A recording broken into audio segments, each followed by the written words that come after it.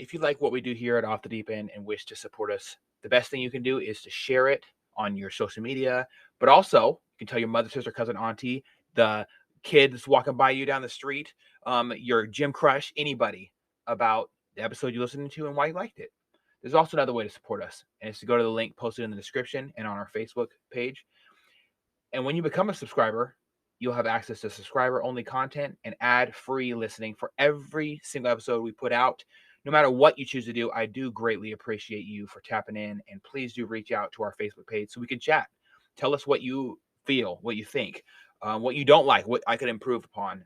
At the end of the day, this is meant to be a conversation starter. And just to be completely open and honest, every single penny that goes to the Off the Deep End program with subscribers is going to help other people by spreading the word via ads or getting new microphones so we can have more people at a time. And I really do appreciate every single listener. So thank you so much. I hope you have a great day and don't pass the pain. All right. Thanks for making the trek up here all the way, brother. And bringing your lovely lady, of course. As well. Why don't we start with you talking about just who is Shawn Stokes? Who is this person sitting next to me on the comfy couch? He's just a normal guy, man. Hardworking, loves his country, and wants to see better by everyone. Right now, I'm working at the frats for the University of Washington, and before that, I was running ice rinks, and before that, I was a fucking infantryman. And that was probably the highlight of everything, man, was having that title of being a combat infantryman. Awesome. Like when I joined the Army, it was like, what do you want to do? And I was like, I want to be infantry. You want to be in the shit. Yeah. So I love it. So I got to do that, and I got some cool stories to tell, and we'll get through it. So. Awesome. Well, why don't we start with your background? So start with your childhood. What was it like growing up for you? Was there someone at that young age that influenced you to sign up for the military growing up, or was it just like, for me, it was 9/11. Like, I was in second grade. I was seeing, we all got pulled out of class, and we had a moment of silence for the victims of it. And then I heard the principal explain what just happened. Like, there was a terrorist attack and a bunch of people died. And I'm like, oh, my stepdad's leaving tonight. And he never came home. He was at the base already. Yeah. And then that was my experience with my call to serve. I'm like, I want to do that. I want to be that guy that goes. Yeah, absolutely. So what was your childhood like, man?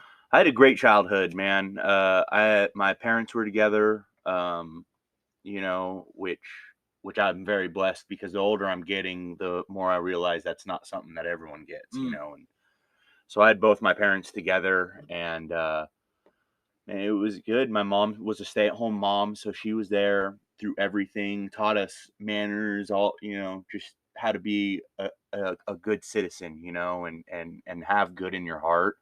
She was the kind of person that, we had neighbors that didn't treat their children as well, and she was like, come on over, here's food, here's, and just, I've always had that from her, that compassion and that kind of like wanting to help.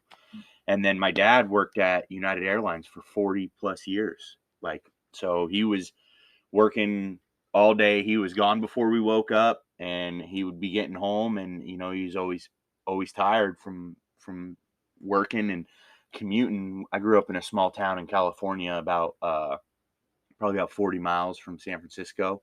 So he'd travel from San Francisco back to where we lived, an hour and a half, 2 hours each way with traffic and everything like that, and it's like, he did all of that for us, so it's like, when you're young, you don't understand any of that stuff, so it was just like, he's not here.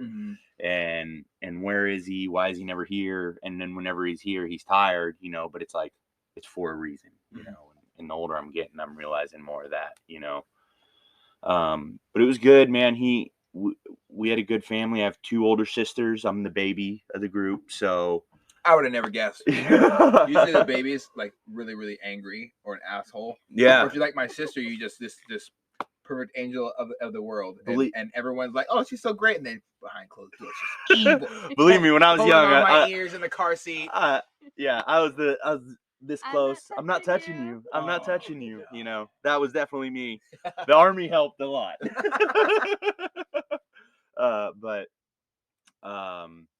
you know, we were very fortunate for him working at the airlines. We got to do a lot of flying and traveling. So every other year we'd be going to Hawaii for vacations, and, you know, just was very blessed that lived in the same house my entire childhood. My dad still lives in that house to this day.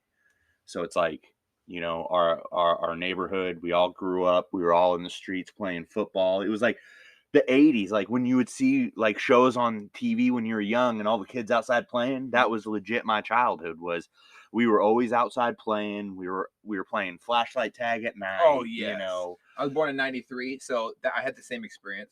I saw people staying home playing video games, stuff like that. I never wanted to be like them. Yeah. I wanted to go out. I wanted to watch a movie. Like I watched Pocahontas. I'd strip down to my underwear and I'd put a towel over me, over where I was wearing like a loincloth or whatever, and I go out with a stick and I try to roast hot dogs so I could, experience things I was seeing in my culture. Absolutely. I would go into the woods. I'd tie up ropes. We call it line in the military, right? I set up some line and I would try to rappel. I fell over 20 feet multiple times onto my ass. I've been hurt. I played on my bikes. I used to go on adventures. I used to just ride 5 miles on a bike, and it was okay because it was. I didn't like the normal kid stuff. Let's stay home, play video games. No, I want to get my knees busted open on the concrete. I want to try to pull dirt out of my eyes, or have my dad do it, right? Yeah. I want my mom to worry about me. Yeah. That's what I wanted. Absolutely. And, that's how I was. I mean, like a wild child, you know, it's like, I want to get on my bike. I want to go explore. Like I'm riding my bike everywhere. We're going to go make jumps in the dirt and go break our arms and just be as reckless as possible, you know, and sounds about right. That's exactly the way I have lived my entire life, is on the edge, man. I love pushing it. I give my everything to everything. So it's like, you know, and I don't know where I got that. Like I got that from the military a lot, but I had it before also. It was like, I'm full send all the time. So awesome. You know, and then like you said, for me a lot of it was 9/11, you know, and I was in 7th grade when that happened. I was in the 2nd. Oh. Yeah. Making me feel old. No, it wasn't on purpose. It wasn't on purpose. No. Hey, Elliot's older than both of us. I know. He said, no, it was the brick. I said, what? You had the brick. I know. He's like, he was in college? Jesus.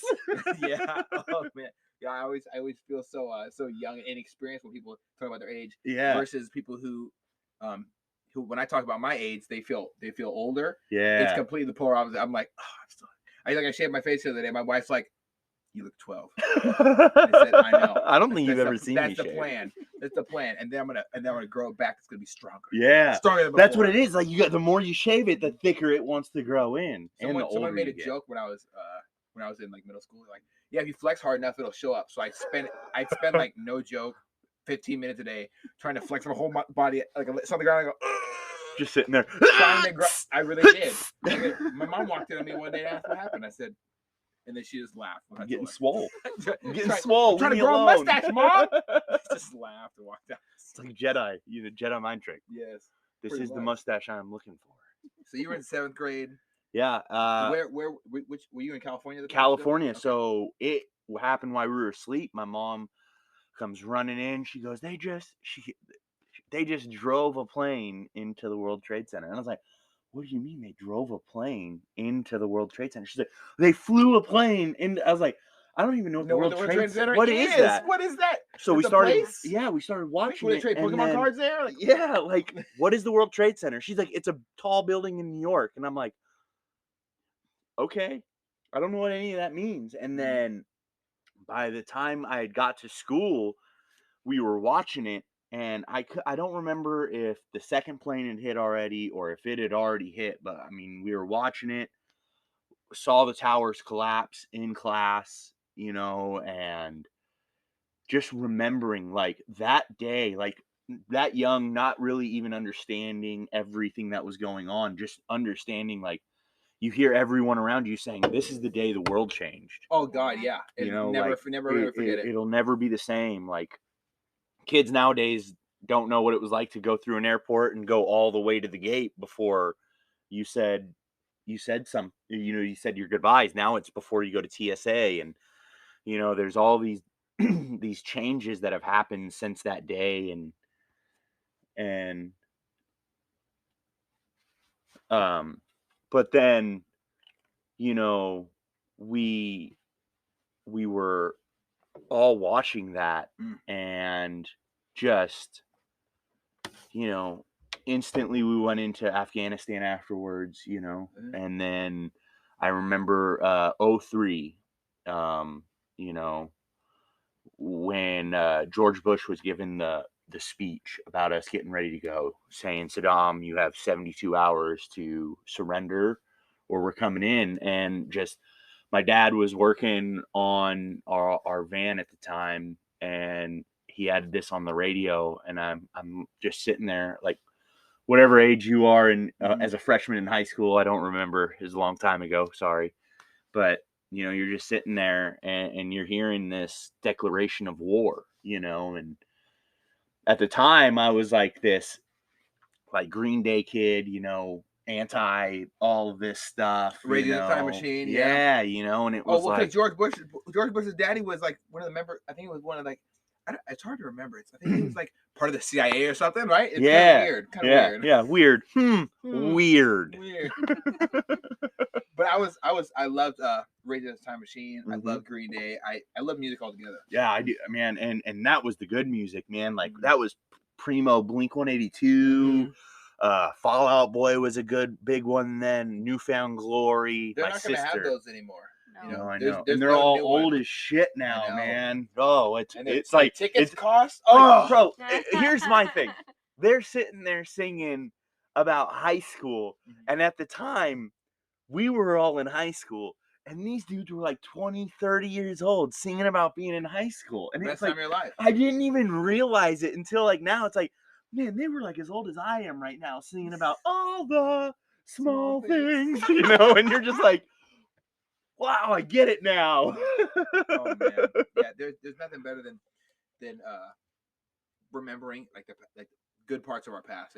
Obviously, we're talking about 9/11 and shit, so it's not like a good part of my past. But one of the things that really stuck out to me about that day is looking at the small TV. They had the big cube TVs. They put in the corner of the place. I was sitting there in second grade, and Mr. Pepin, whatever. The old teacher, right? He was like one of the first openly gay people at my school. Like he was so awesome. He had us do paper mache. We built trees. I learned the most with him and with Miss Fortin in fourth grade. But this great teacher, I wish I feel like an asshole not remembering his name. But he was great. He's dead now, but he was great. And wow, was it tough to see what he was going through, because he had family who was in the military. Yeah. And he knew my family was in the military too. So he walked over, he put his hand on my shoulder, and he said, your daddy's a hero, or something like that, right? And it did something to me inside my soul. Yeah. Right.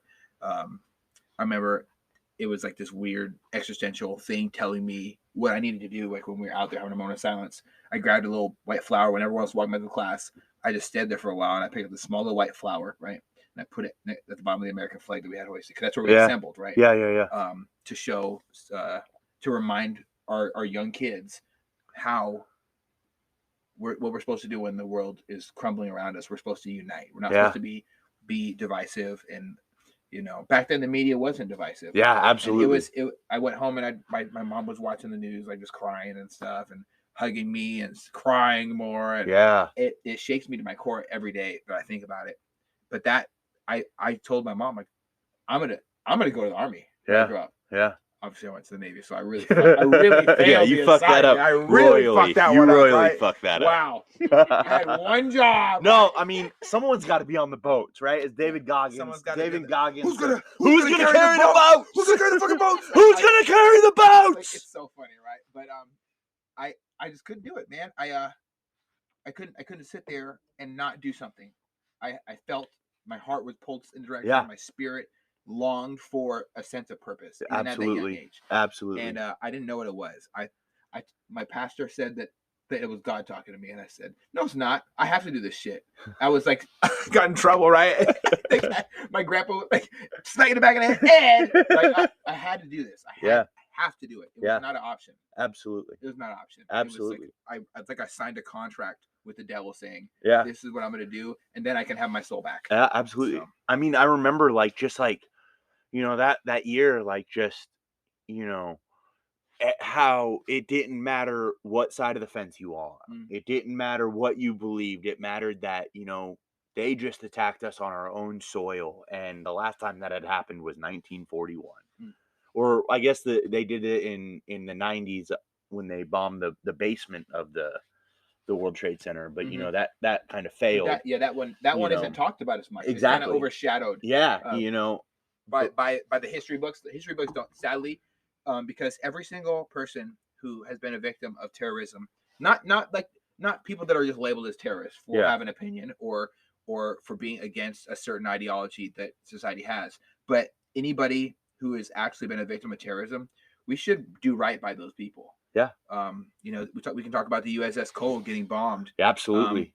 By that boat pulling up, and the things that we could talk about what we could have done better. We could talk about what we should have done. Like I've been privy to read certain documents that the Navy didn't want me to read, and my friend told me about it. So I'm not gonna put that out over here or whatever. But knowing what we like, it was not a good situation. Like we were in the middle of aerial like actual drills. We were in the middle of military drills when this happened. Absolutely. I could not understand that. Like when I was doing drills in the military, it was so obvious to me. And this is not like a conspiracy theory shit or whatever, but I just don't understand. Like in the middle of military drills, we had someone that pulled up in a van to our front of our naval base in military drills, right? And they got all the way to the pier. I don't know how they thought they got past them. Yeah. They had a phone book duct taped to the bottom of their shit, like they were doing like a test run to see how far they could get to our base. And they were a delivery driver for something. Yeah. Dude, I was at the front gate when it happened. And I was like, dude, shoot that motherfucker. I was like screaming at the top of my lungs because they thought it was part of the drill. Yeah. And the cadre is like, this isn't part of it. This is not part. This is real world. They're like getting on the radio. Yeah. I'm like, your radio's not gonna save you. Drag her out of that shit. Yeah. Get her hands separated from inside of her clothes. You know. And like I was freaking out. But that was that's because I saw the world devastated when I was in second grade, and I never wanted it to happen again. Yeah, absolutely. Yeah, I mean, you know, it's so crazy that day that everything was out on training. I mean, without being in range of anything, you know, and it's, you know, does that mean that if they were at home, then they could have scrambled in time and done what they did, got, you know, and you know, and if that was the case, I wouldn't even imagine what those pilots would be going through, is understanding the mission that was put in front of them was, you're going to take down U.S. casualties. Well, I would hope that like one would hope, like in hindsight, this is me like backseat driver. Or yeah, absolutely. That's all we can do now. As a member of the intelligence agencies, you would try to find out who the fuck was on U.S. soil as an American. Yeah. Telling them that this was going to happen on this day, and help them plan for this training. Because you know, military training, we know about it months away. It's coming down the pipeline. You got, I mean, you come on orders. You know, hey, we got put on the pass chart, so automatically I know the next year in front of me is buddy team live fire, fire team live fire, squad team live fire, platoon team live fire, fucking. Company I knew I was going to deploy. Yeah, you know exactly. I mean, you know, within a certain amount of months, like we're going either this month to this month, and you know, you need to get all your affairs in order. It's not, you know, it's like something like that just doesn't happen overnight. And you don't coordinate like the entire East Coast either. Like for me, when we were deployed, you can't. You got to be able to have your station. Aircraft carrier. We had multiple VFWs. Exactly. Like we had. I just ran into a boy who I deployed with on the ship. He was from VFA 211. Yeah. Right. And so he was part of a squadron that had nothing to do with our aircraft carrier. We were just aircraft carrier. So his crew knew the year before they were coming on. Yeah. We knew who we were having on. Yeah. We got all the I didn't do it, but someone got all the buildings ready, right? And all the areas ready for the squadrons to talk about the plans. Yeah. Someone installed all the locks on the doors where I can't get in. Someone installed the noise proof beep, so you can't hear what they're talking about in these top secret rooms, right? Someone did it all. Yeah. And someone knows. Yeah. And I just wish that we knew more. Accountability was a better thing. Absolutely. Absolutely. Yeah, so what happened after that for you? So then, 03, hearing that, going through high school, and I was an infantryman, so you can take your guess on what my scores were on the ASVAB and everything like that, not the highest. 90s. Yeah, and which qualifies you pretty much for nothing. So other than water treatment and all these jobs that, you wouldn't want. And so I went to MEPS and, well, I guess before that in high school, I had a wrist injury. We were playing tackle football during lunch, and I had a couple guys tackle me and shatter my wrist. Had to get a metal T-plate and some screws put in. And so when I went to MEPS, it took me 6 tries going to MEPS to San Jose. So I would drive an hour and a half to be told your waiver's not in yet. I went back 6 times. They tried to tell me no 6 times. And I said, this is something I want to do. And it kind of came out of nowhere. I just walked into a recruiter's office at 19 and it just kind of came out of nowhere. So this was 2006. 2006, I walk into a recruiter's office and my recruiter was something with helicopters. He worked with helicopters and was an older guy, E7, so Sergeant First Class for those of you that don't know. And for the uninitiated, the weak people. Yeah. You civilians. No, I'm just kidding. Just kidding.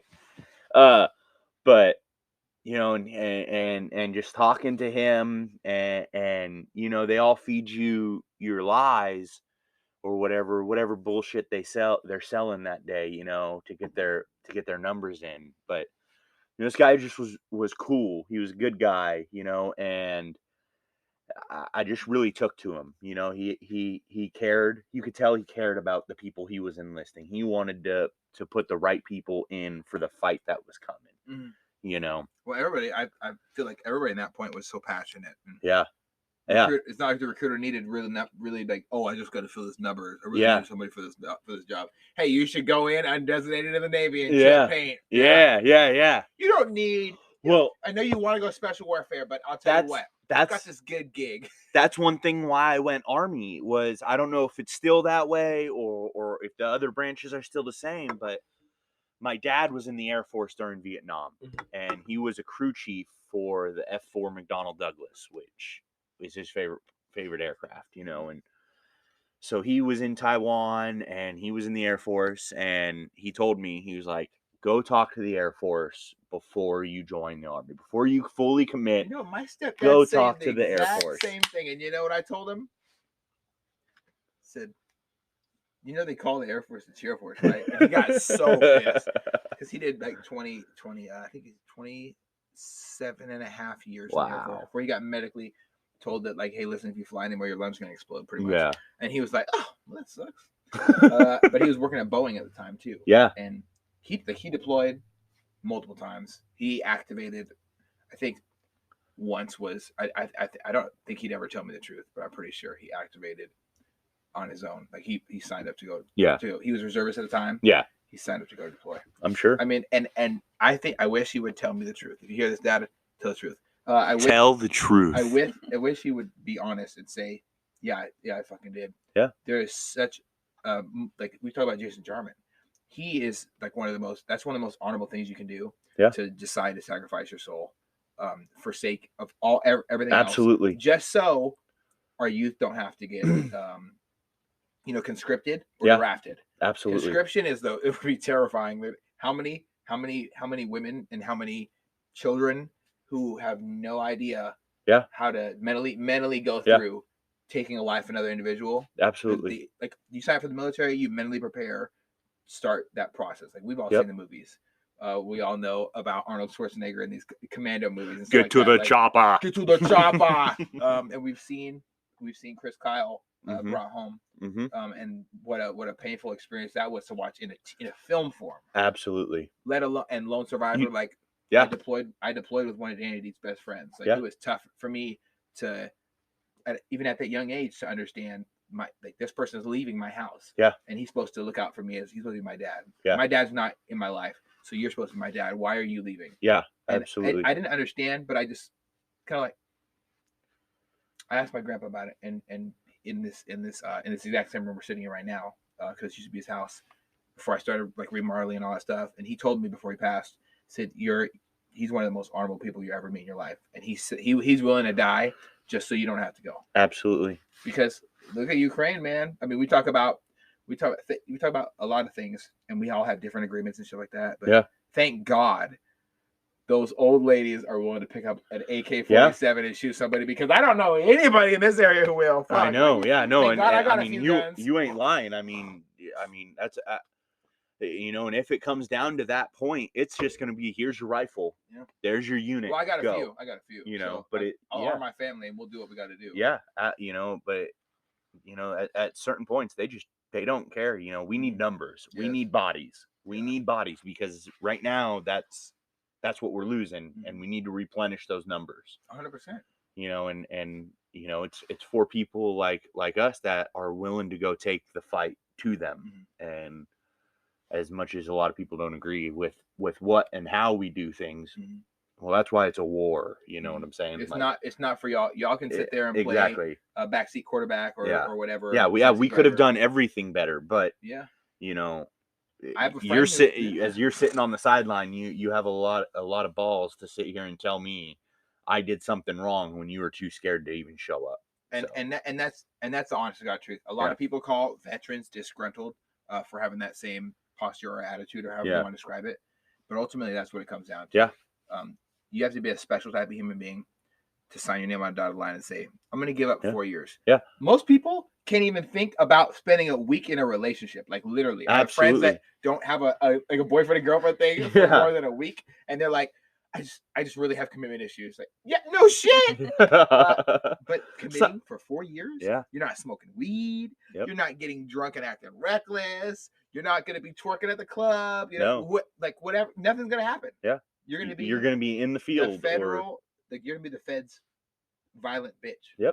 And they do what you want with their bitch. They send you to places that are 160 degrees because you're sitting on the water and it's humid, and you're sweating all day and you don't ever pee, and you're just confused and you're sleep deprived. That was the military for me. Your uniform is so caked in sweat, when you take it off, it still stands salt up. Lines. Salt lines. I got a picture of me sleeping in a Humvee, and I'm racked out, and you can, on my body armor, I've sweat through my Kevlar body armor. It's that hot. What? Yeah, sweat through Kevlar body armor. Well, they didn't give me no Kevlar. They just said, hey man, there's a guy with a 50 cal on this Dow. It was like a messed up merchant boat with a 50 cal in the front of it. Yeah. So it's rocking out there, like the Dows are rocking, right? And I'm off the coast of my aircraft carrier. They're like, yeah, you got this fucking Dow, like, and I turn and I see this 50 cal and it's pointing at me. I'm like, fuck, here we go. You son of a bitch! How did you sneak up on me? Right? So I'm like, where the fuck was the lookout? Tell me, hey, look out for this guy, right? Yeah. Small boat operations, it comes with a trade or whatever. Absolutely. But I just can't, I really can't even fathom the idea of me not going to the military. Yeah. Now that I've been through it, and the second I made the decision to go, it was like, this is gonna be epic. I don't know even what's in front of me, but this is gonna be epic. And I almost felt like a lot of people were making a bigger deal out of it than I was, and they're like, I can't believe you're doing this, and what do you mean? You gotta shave your head and all this stuff, and and it just was like, yeah, this is great. I'm just I because college wasn't really an option for me. I didn't try at all in school, ever. And I mean, I felt really stupid growing up, because it was I just didn't, and now school's not for everybody, man. Yeah, and it's the way they're coming out with how they how the different ways you learn. They started bringing that into me when I was in the Army. Some people learn this way, some people learn this way, and it's I learn hands-on. You put my hands on it, I do it once, I'll remember it for the rest of my life. And that's where I really started honing in, was in the Army and all the training, but it was college wasn't really an option. And I wasn't doing anything. I was starting to drink really heavy at 19. We were just going to our buddies' houses and just drinking and partying and like not like doing stupid shit, but like we were just there's no drive, no purpose, no sense of anything. And man, that one day I walked in that recruiter's office, everything fucking changed, man. Yeah. Awesome. So what was MEPS like for you? Because for me, all I remember is holding my pee. And my recruiter told me, don't piss before you go to MEPS because you're going to pee right away. So 4 hours later, I drank like a gallon of water because it was my second time taking a pee test ever. So, or like, no, probably like fourth because I've taken pee tests before, but taking at MEPS, right? They're like, you cannot fail this pee test. And I'm like, how do I fail? I said, by not peeing. Like, oh, okay. So I just drink as much water as I could possibly drink. I drink all the orange juice, drink anything that's liquid, I put it in my body, except for alcohol, right? So I am holding my pee now for 4 hours. My bladder, it's only happened to me twice. My bladder felt like it was about to explode. I couldn't walk. I couldn't take steps. My kidneys were hurting. I was literally this close. I'm deciding to say, I'm just going to pee on the ground. I don't care.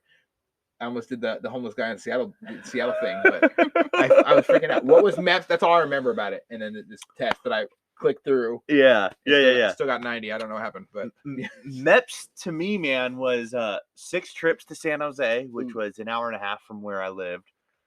So it'd be a 3-hour day, and the first 5 times they kept telling me my waiver was in, and it wasn't when I got there.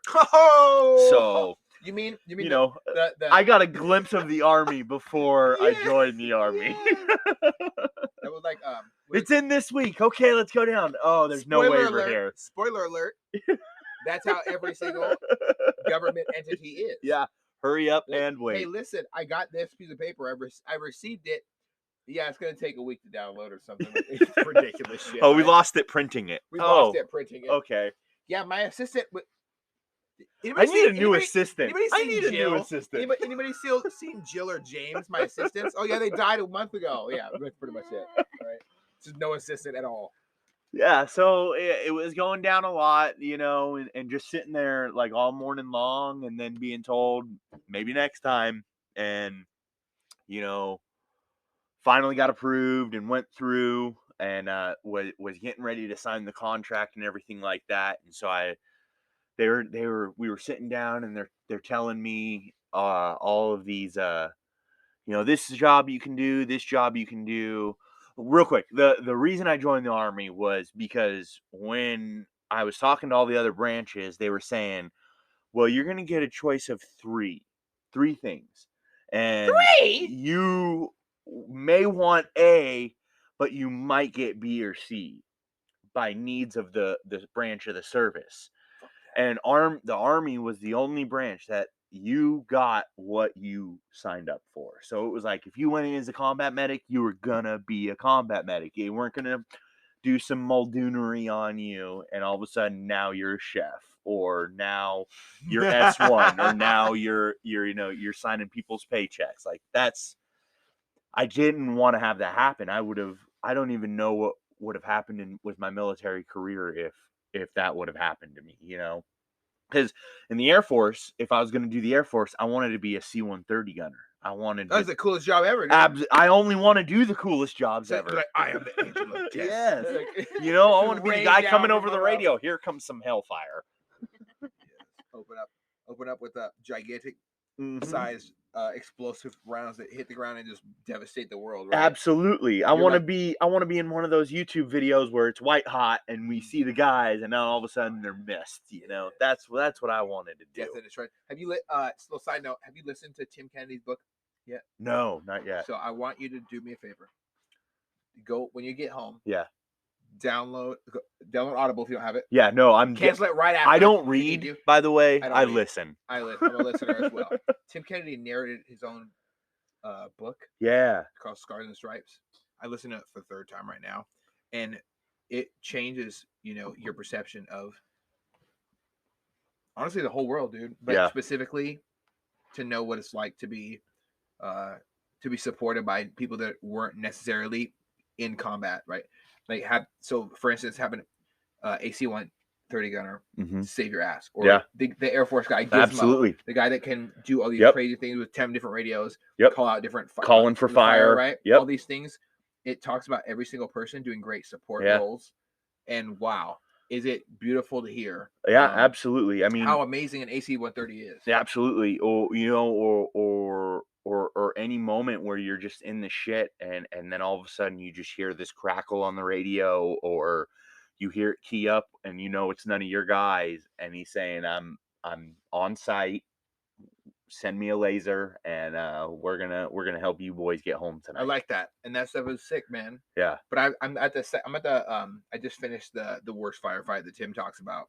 It's like a 3-day gunfight, dude. Yeah.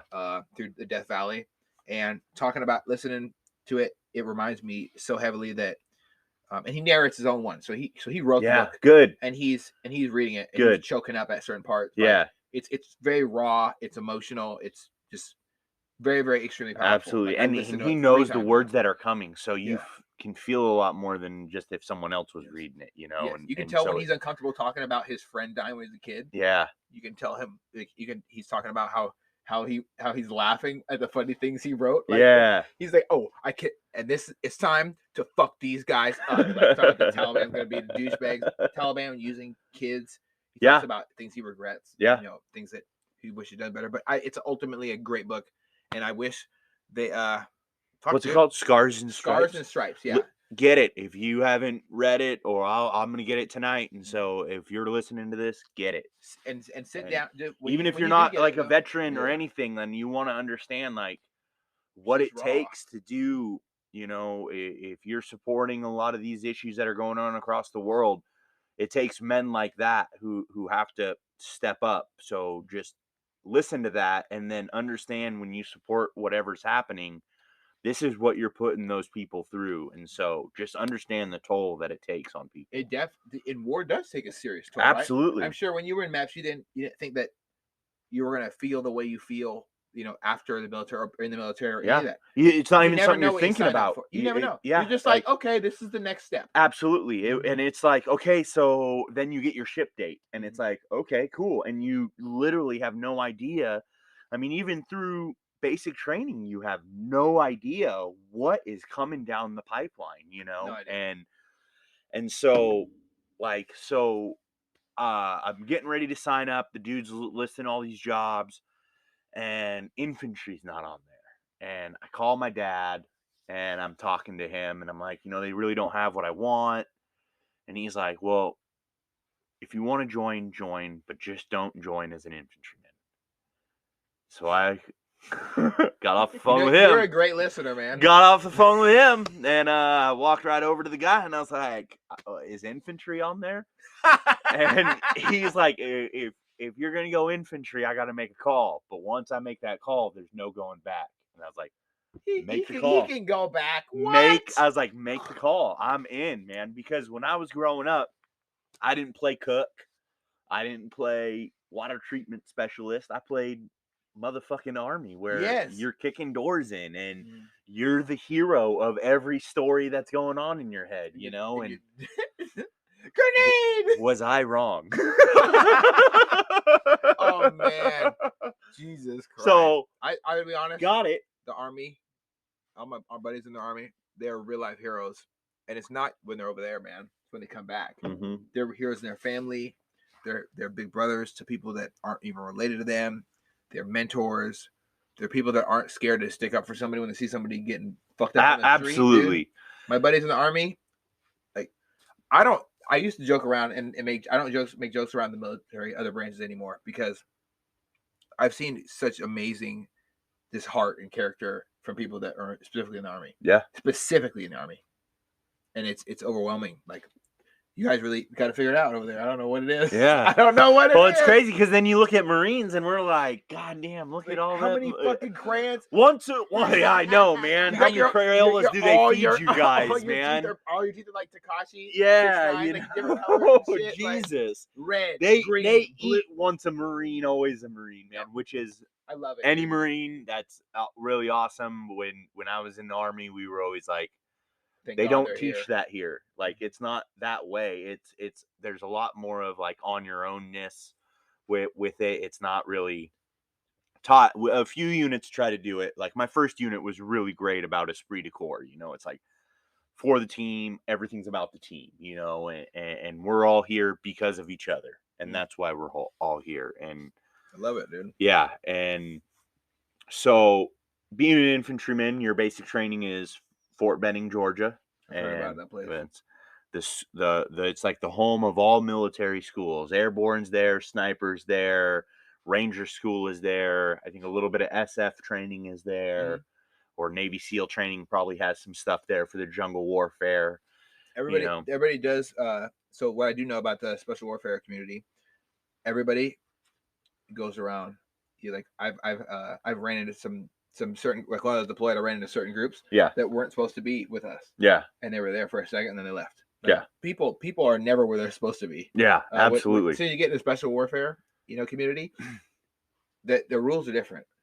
They don't give a fuck about what your uniform looks like. They care about not dying and practicing not dying really well. And doing the same thing and drilling it until you feel like you're invincible. Yeah. So you lose that fear factor and you can really do amazing things. Yeah, absolutely. I've had a couple of buddies who went spec warfare and they came back and they're not the same person.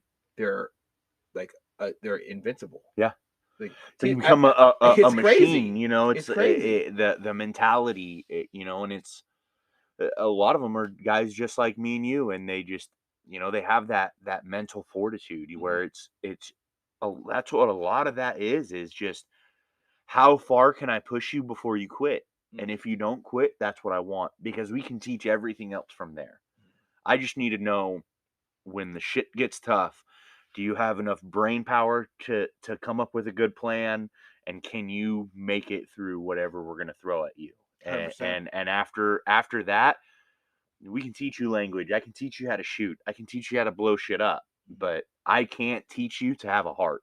Did they preach those same ethics? Absolutely. In infantry? Absolutely. And it started day one, man. And the second you get in, it's you're not here for you. You're here for the dude on your left and the dude on your right. You're here so they go home to their family. I love that. Fuck you. If he calls for it, you put your life on the line for him so he goes home.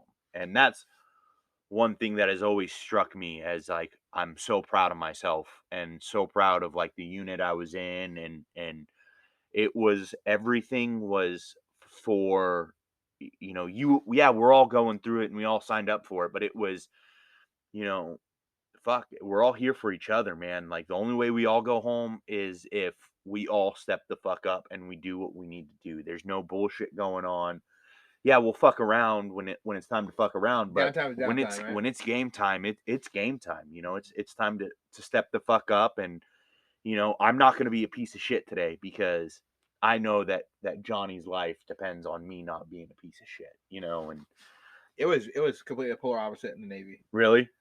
Yeah. No, I mean, there was none of that. Like, it was a really whole lot of half-asses getting treated nice, getting promoted, like that throughout my whole Navy career. And it really irritated me because I was they call me the try hard or whatever, or like when I got promoted, they called me BM3 extra because I would go the extra mile. Yeah. And they tried to make it an insult, but I made it awesome because I had and that's jealousy. Pins. That's pure jealousy. Yeah, it's just pure jealousy. And it didn't really bother me or whatever. I used to laugh about it. I'm like, that's why you're not paid as much as me, right? But I tell people all the time. So that's why you're on CQ. And tonight. I used to grab their forearm, as really, really dehumanize them, right? And I go like this, and I say, "That's exactly why you're not in charge." Yeah. And I'd walk away, and because it's so important to let people know, like, when they're really fucking up. It's important to care about other people. It's important to care about them more than you. I would fall on my sword for anybody. Anybody. If I know you're gonna be there, and like one thing I always tell you, it's like, when shit hits the fan, are you gonna be there or not? That's the only code of ethic I live my life by. What is it's kind of like that. Say what you mean and mean what you say, but it's also like, if I'm having a rough day, I know you're going to be there for me. And if you're not going to be there for me, I don't need you around. It's a really good standard to set. Absolutely. And that's it's not just self-respect either. It's respecting your partner because you don't have to have that question in the back of your head that makes you become an asshole. Absolutely. And guys are really bad about that. Yeah. When we're not sure, when we're not comfortable with this vulnerable thing, like relationships, love, or camaraderie, like personal guys. Yeah. With guys, we normally argue and then hate each other and then fight or whatever, right? And then we hate each other even more because somebody lost, right? Yep. And then with our partners in our relationships, we become super vulnerable and we get nervous and we panic and we fucking freak out. Yeah, and you start getting that fear anxiety, which means you're gonna now be a super asshole because you want to make sure that point. Like, you know, you're like, I'm not afraid. I'm not afraid. No. Yeah, Like, you know, and you're trying so to act bigger or taller than you are. You know, yeah, exactly. Let me see you peacock. Exactly. I'm glad you got that. I dropped it down there. You picked it up. So it's super important to have that in your relationships as well. So I think that's super awesome that you two are on the same page about that. Yeah, absolutely. You know, and so then you know, getting into basic and all that, man. And I'll tell you what, man, the hardest part of my basic was that first 2-mile road march, man. Okay, let's hear about it. I've never carried weight ever in my life before like that. You have never? No. And so it was like, fill your ruck up and then we're gonna go on a walk. But I didn't understand that this was like, you know, you're stepping it out. You're doing, you know, you're stretching those legs out as far as you can. They you're say going that uphill. Yeah, you know, but they really mean we're gonna whip you into shape. Yeah, and it was a big gut check for me, you know, because I had come by a lot of things easily, like physicality, like running or that stuff that didn't bother me at all. Any of the physical stuff didn't bother me, but then it was like throwing weight on your back, and all of a sudden now you got to keep your interval spacing. You got your head on a swivel. You're checking the person behind you. You're checking the person in front of you. You're making sure no one's attacking you from your flank. And all of a sudden, I just like felt completely overwhelmed. Like I didn't belong. You know, not even like I didn't belong. I just was so out of my element, man. Like I'd never gone through any of this stuff before. You know, first time I shot a weapon, basic training. For real? Yeah, you for never real. cast before that? Never. My family was like super no weapons, no, you know, we lived in a super safe neighborhood, so none of that stuff was an issue when I was growing up. And I think that's great. Can I ask you a question about that? You don't have to go too deep into it, but do you think that creates weakness in a society, or like have it and not need it, or need it to not have it? Do you think that's a better code of ethics to live by than, or do you think that not having guns makes and being safe, right? Yeah, is a good thing as well. I tell people all the time, like, you don't need to have guns if you don't want to have guns. Yeah. However, I do recommend you know how to use them. Absolutely. You never know. Like, I don't know how to. I learned how to sew. I didn't know how to sew before. Yeah. I didn't know how to start a fire. I went camping. I learned how to start fires. I didn't know how to cook. I really fucked up cooking a lot of times, and now I can kind of cook, but my wife's still better. I didn't know how to shoot. That's a disclaimer, by the way. Disclaimer right there, right? Have to say that. I didn't know how to shoot, so I became a great shooter. Yeah. Like pistols is my shit. Like, yeah. Like, just throw one to me, I'll figure it out. Right? Yeah.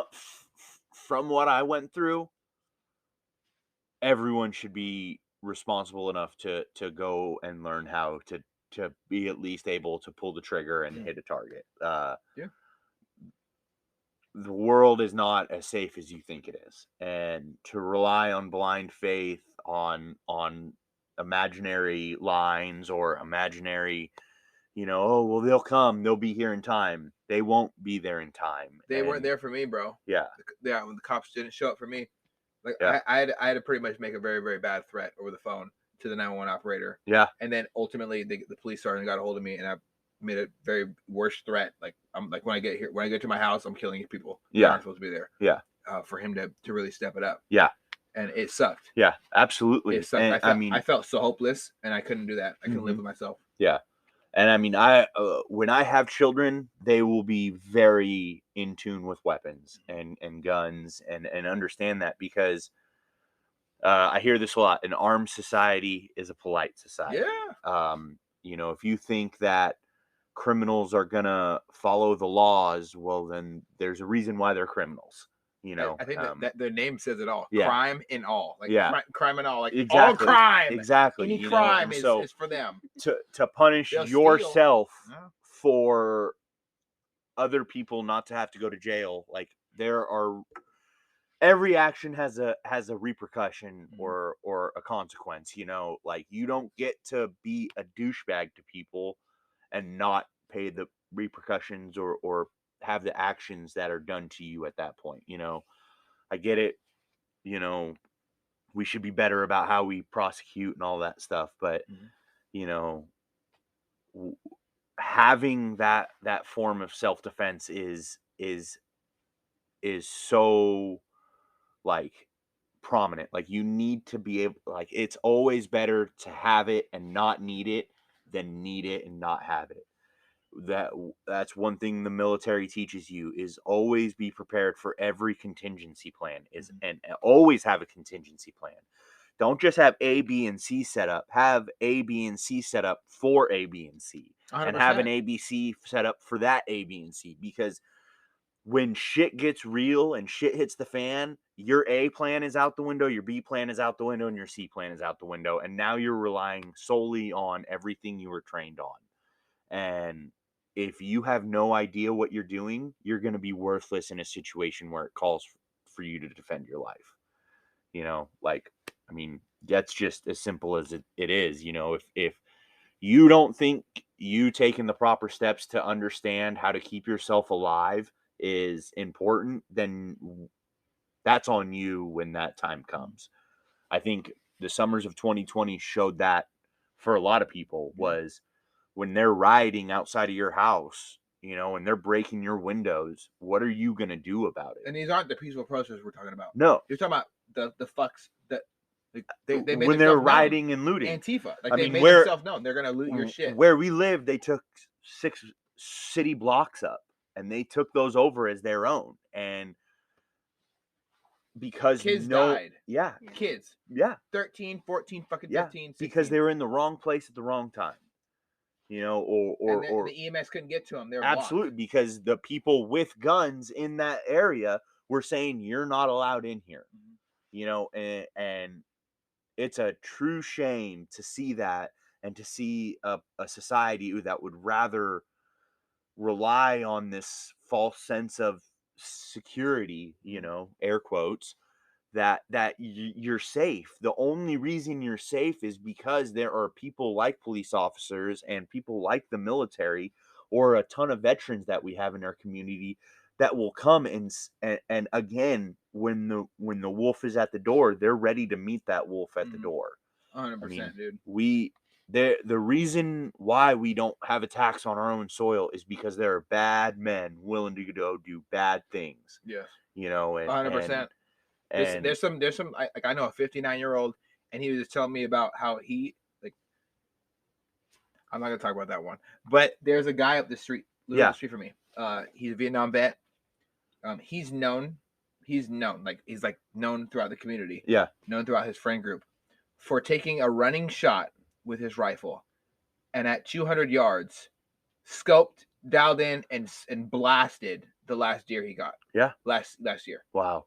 And he would never tell you about it. Yeah. Quiet as the grass in the wind, man. But his son was like, man, he took this shot. He was running. I'm like, he ran? And he's like, yes, he ran. And then he took that shot. Like, you don't understand the mental capacity and the fortitude it takes to shoot enough and to have enough physical discipline. Yeah. Holding your breath, slowing down your heart breathing, not yanking the trigger, slowly pulling it, lining up your sights. Everything has to be perfect for a 300 rounds, 300 yards, and you're running before that. Yeah. It's ridiculous. Yeah, absolutely. Like, there's a lot of people out there in the world that are not cool with guns. Even Halle Berry for the movie John Wick 3 was sitting there talking about, I would never own a gun, and good for her. That's her opinion. And you're allowed to have that. You're allowed to have opinion. But you said now I know what I would do if I was in a situation where I need one. I have the skills to do it now, and I freaking freaked out. I threw my almost knocked over my food. I was freaking out because that's exactly it. My neighbors do not own firearms. They asked me if I did, And I said, yeah, absolutely, Yeah. a bunch. Yeah. Do you want to go shooting? And they'd be like, well, I've been scared of guns. I said, okay, well, let's get rid of that fear. Yeah. My AR-15s never walked on out and shot anybody by Yeah. accident, right? So it's great to have that relationship with neighbors, kind of bring down those walls. Absolutely. And sadly, it's usually people who have prior military experience who are doing that instruction. Yeah. And but I do think it's a great thing. Removing these walls that divide us as human beings, Yeah. and really connect us, and it's overwhelming to do and Yeah. to see. And if anyone who's listening has never fired a weapon before or anything like that, it's like it is very therapeutic. There is something about, it's not just squeezing the trigger and the round goes somewhere. The hours of sitting in my bay at basic training with a cleaning rod in my rifle and a dime on it and squeezing the trigger to where the dime doesn't fall off. Understanding that those little movements, you fire at the top of your breath where you have a natural pause, or the bottom of your breath where you have a natural pause.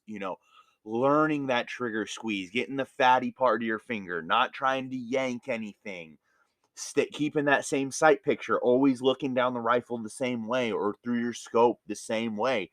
It takes years and years of firing these rifles before you become proficient. It took me 4 times to qualify when I was going through basic, and you got to get 23 out of 40 to qualify, and your ranges are anywhere from 50 to 300, and they come up in intervals. Some come up as doubles. And I got told so many times, man, you didn't hit them, but you scared the shit out of them, and you get made fun of as infantry when you can't shoot. That's your sole purpose in life, is to be able to put rounds on target and make those rounds count. Death to the enemy, right? Exactly. And so one shot, one kill. That is the mentality. Do not waste ammo unless you have to. Because you might need it. Exactly. You never know, because when you went overseas, how many rounds we got? 210. You got 210 rifle rounds. A saw gunner has 1,000, and an M240 gunner has 1,000. And that is your life. Everyone's got it. And so and the saw guys got that ball sack. Yeah, if you start using more, then someone else has got to give you ammo, because now you're not just going to get in one firefight. You might get in 3 firefights. Mm-hmm. You might get in a firefight where you're now reloading your magazines in your Humvee while other guys are shooting their M2s off, and there's just, every round counts. And, the way we loaded our magazines was a tracer every 3 rounds, and then the last 5 rounds were tracers. So when you're coming up. So the guy in the 50 can see. Exactly. Yeah. And you also know, if I'm shooting and I have tracer, my mag's going to be empty. So I got to start prepping for my mag change, and then, see about your dad. Yeah, because we all can't go black at the same time. We got to start figuring out how we're going to talk our weapons. How it's going to be really quiet. Exactly, and they know at that point, hey, it's time to pop up with an RPG or a Dushka, and it's time to put some rounds down on range on you, because anytime you get in contact, you got to gain fire superiority. Any single time, it's you take contact, mad minute. Everyone goes cyclic for at least they say a minute, but in real life, a saw can burn through about 500 rounds in a minute, man. So it's you send that fire superiority down, and then all of a sudden now it's like you fire, you fire, you fire, you fire, you fire, you fire, and it still sounds like we're all shooting at the same time still. And so, but you want to conserve bullets. Exactly. Right? So they don't know we're conserving bullets, but we all know. And in those times, we're throwing mags to each other. We're doing whatever you got to do to stay alive, man. I'm jumping around a little bit. Yeah, man. So like it gets crazy. I know it gets really crazy. There's so many different levels. People think the infantry are just grunts or whatever. There's so many different levels. It takes, like, you sign up for infantry, you're directly saying, you know what? Send me this shit. Yeah. Or absolutely. Unless you're really confused. Yeah. Yeah. But normally, right? But, you get those. You get a couple guys that are in basic, and they're like, I didn't know this is what I was signing up for. Yes, baby. And at that point, it's like, well, you need to talk to the drill sergeant, because if you can't hang, it's okay. yeah, No one's gonna yeah, judge you, man. and You bow you out. might be able to get out right now in the first couple weeks where they can send you to a different duty station and you can do something else, or you can just quit. But they made the guys who quit stare at a wall from first formation till end of day. So I mean, you're talking 5:30 in the morning How many till days 10 did you have to o'clock do at that? night until they got chaptered out, until they kicked them out. You would stand there and you would stare at a brick wall 6 inches away from it, because everything we did in infantry, you relied on your teammates to help get you through the fight, and you're quitting before we even started anything. I see. And so it was, it's a little bit of that, hazing, or, I would call it mental hardening. I exactly, wouldn't call that hazing because we would necessarily. have kids go, I don't want to do this. Because imagine, right? Like you know, we leave, and you've been there, right? But for my listeners, imagine going over to the different area, and you're getting shot at, right? Bullets start flying, hits me close, snap me, you're fucked. You're getting shot at. Someone's trying to kill you. Yeah. They don't give a shit what your family looks like. Absolutely. They don't care about your dog. They don't care about the girl back home who's your high school sweetheart. They don't care about any of that shit. And all they want to do is bring death to you. Doesn't matter what the reasons are. They fired at you. Are you going to sit there and not shoot back?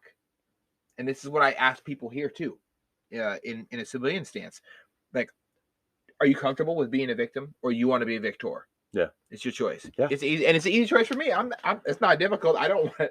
I like life. It's so great to hear children laughing when they walk by me in the street. Absolutely, that's my joy in life. Absolutely, seeing kids play in the street. Mm-hmm. And I love it. I miss seeing it. And dogs. Yep. But over there, like, it's different. You have to, if you want to quit, don't go overseas. Yeah, I'm thankful you quit before.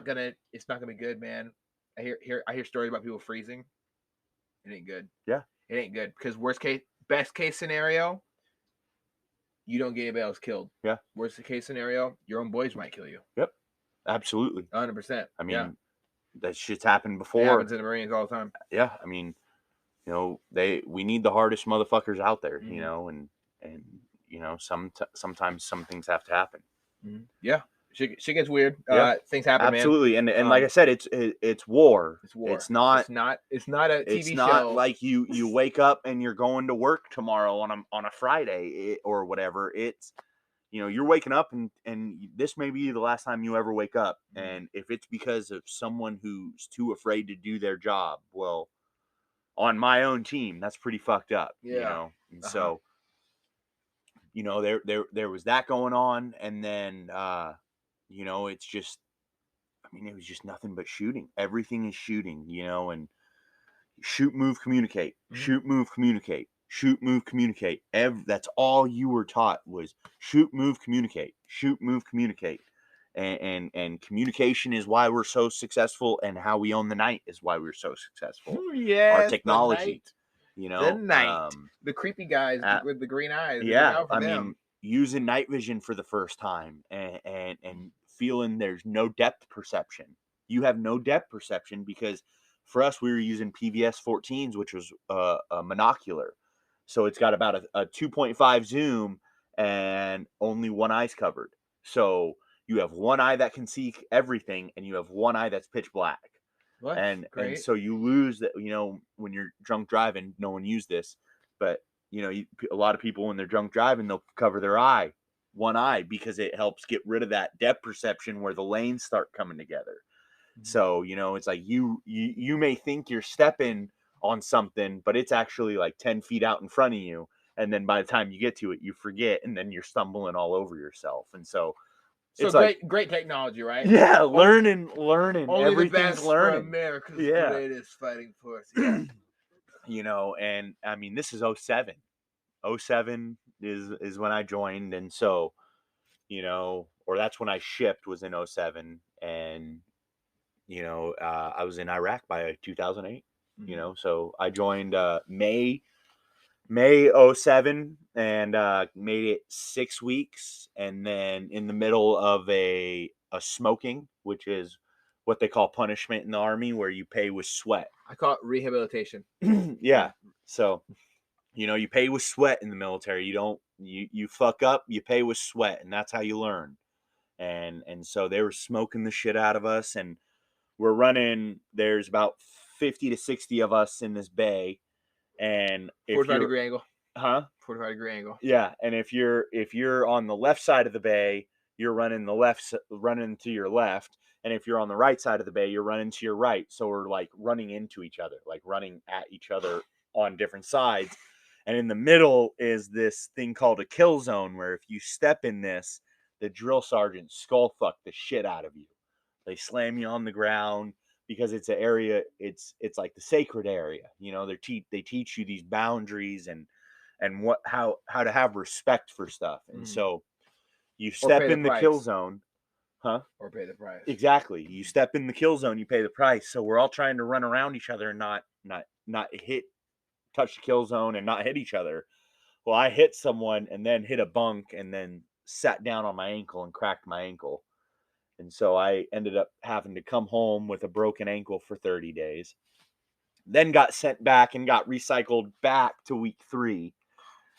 So, and it was the bay. I was in Bravo 150 and then got recycled to Alpha 150. So as they all graduated, we got to watch them all graduate and go off to their unit as we were going through all our bullshit. So I got to see that, which was kind of shitty. It's like you're now the new guy coming in, but you've already experienced everything that these guys have already experienced. So the leadership role was kind of there, but I wasn't near ready to be like leadership material going through all of that, but it was cool because I got to go back and requalify, and I got expert when I requalified because I learned everything I needed to learn, and really started trying to take this a little more seriously. And this unit was a more, not more intense or anything like that, but they gave you rewards. And so it was like they let us have a pizza party after everyone qualified. And so like that was pretty cool. I know it's soft for you guys, but it's a pretty cool experience, like it's that bonding, we all got to bond with it and have a good time. And it showed we were making progress, because a lot of times in the military or in basic, you're never doing anything good enough or right. And so to get that little bit of validation of, hey, we did good, that made us work even harder and better and became more of a team, more of a unit, and so our basic was 9 months, and then we were part of OSET, which is one station unit training. So we had 14 straight weeks. So at the end of 9, you got like a 36-hour pass where you got to go off base for the first time and go explore, and then you came back and it was another 5 weeks, and that was like our AIT with more relaxed standards, right? No, right back into it, right back into boot camp, right back into boot camp. And it so was they cared about the shiny belts and everything. Absolutely Gig lines. Absolutely. It was in the same exact bays you were sleeping in. What you went right back into it. You just got like a little break, and then it wasn't the stuff you learning for basic. Now we're learning the principles of patrolling. You're learning all of the acronyms. You're learning, how to do sweeps like body sweeps. You're learning how to check the man jammies to make sure that they're not hiding anything concealed. You're learning land nav. You learn a little bit of land nav in basic, but this is like, here's a map, here's your grid, your waypoints. You need to go find objective C. And so your team leaders and all that, they come up with op orders. I mean, you're starting to learn how to actually go out on patrol and how to actually survive in a combat scenario. And so that's the last 5 weeks is all of that. And you ended off on a FTX, which is like a field training exercise, and it's a week and a half, and it's nothing. You'll walk out and you're gone for a week and a half, and the only way you get anywhere is by walking. And so you got a week and a half worth on your back. You got all your ammo, you got all your food, and you just go and you go. And every day, every night is either a new mission, a new objective, pulling your own security, doing 1/3 security. So that's a third of the guys up at a time, pulling security. Excuse me. And so you're learning what it is like to be woken up at 2:00 in the morning, and your buddy hits you with the red light, because there's no white light. So he hits you with a red light, and he goes, "You're on guard." And then he goes and lays down and goes to sleep, and now you're the sole protection for your fucking platoon or your squad. And you really learn a sense of ownership. Absolutely, your because you fall asleep on it, the drill sergeant comes over and he kicks you in the fucking back of the helmet, and now he wakes the entire platoon up, and now they're all paying. While you do nothing, they're all paying with sweat, because I decided to let my team down. And I won't lie, I've fallen asleep on guard, especially in basic training. I fell asleep on guard, and it was taking those fuck ups and that punishment and understanding, it's like, this is so much bigger than just me, and that's where a lot of the learning process came in, was in those 5 weeks of you have to own everything you do, because I can't fall asleep and then try to blame it on Joe Schmo for falling asleep. It taught so much of this personal accountability, and you're responsible for everything you do. And I tell her all the time, all these people in the world try to blame everyone for everything, and when you boil it down to it, it's 90% of the time it's a decision you chose to make that led to where you are now. So accountability was something absolutely definitely taught. And just that suck it upness, where it's like, yeah, I'm fucking exhausted, but I have to stay awake right now because everyone else's life depends on me staying awake. And this is just in Georgia. Somebody sneaks up on you. Absolutely. This is just in Georgia, and creating those positive habits. Because I got to Iraq, and it was instantly, you're on tower guard, and it's not you're on tower guard and you're on a military installation. You're on tower guard in the middle of fucking Baghdad. And I'm in the middle of fucking Baghdad right now. I'm not even like, there are 160 people inside this building that if I fuck this up, we could be the next massive news story. Or now there's 160 fucking people going to different homes across the country saying, "I regret to inform you that your loved one has passed." Yeah. And it's all because of this motherfucker who decided to fall asleep because he wanted to play Guitar Hero, or he wanted to read this book, or whatever, instead of getting the rest when he needed to get the rest, and so. And the human body can go days without rest. Absolutely. Yeah. I mean, believe me, I'm pure walking example of going multiple days without sleep and no rest, and smoking cigarettes, chewing dip, drinking little rippets, Yeah, fucking rippets. Fucking rippets. Whatever you got to do to stay awake. Absolutely. Man. I mean, I got to this point where I learned I could shake my body, like my core. I could, like, when you're cold, shiver. I could, like, shiver myself, and that kept my body, like, awake and alert. And so even now to this day, like, if I'm driving on a long road trip, I'll just shake my body, like, just really tense my body up and just shake it, and it just puts this a little bit of energy back into my body. I used to kick my ankles. So you have the figure right these things so out. I do that when I get nervous. I start toe tapping. No, but I kick it hard, dude. I'd be like, "All right, you tired? You little bitch. Wake up!" My dad, all the time when he's on his way home from work, he would be like, I'd roll my windows down, and I'd start yelling, "Yep!" out the window, just trying to keep myself awake. Like, oh, no. If I'm really, normally I'll sacrifice sleep, not be able to sleep, so I'll drink energy drink. Now, but we have the luxury here. Overseas, you don't always have the luxury. Yeah. And so the only other thing you can do is drink a bunch and have to pee all the time. Like, absolutely. It's like you just find, my bladder's full. I can't fall asleep with full bladder.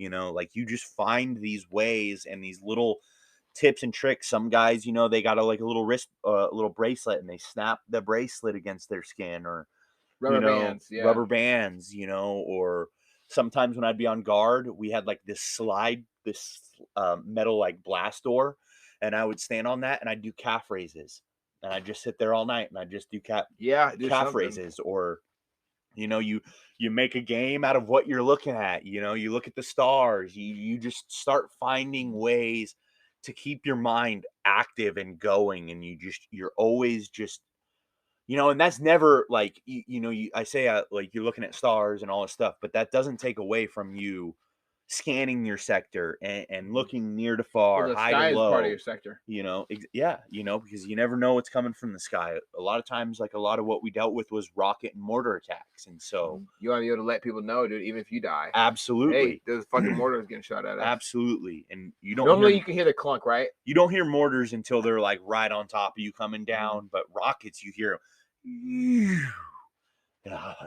Just dude. This noise they of shot so much shit off our ship, man. And I got to watch. I wanted to watch all of it, so I stayed up to watch. All of it, right? And I'd make sure every single they put in the plan of the day, all the live fire exercise. I'm like, yes, yes. I can't tell you how many times I stood where I'm not supposed to stand. Just like I'm like 5 feet away from this fucking the Sea Whiz, dude. Yeah. And it's lighting off. It's like R2-D2 with a hard on. It's like, oh yeah, like the CRAM. Yeah, dude, like that shit is terrifying. Dude, I'm sitting there looking at it like my second deployment. Nope, I walked out. I couldn't sleep. I was terrified. You're like,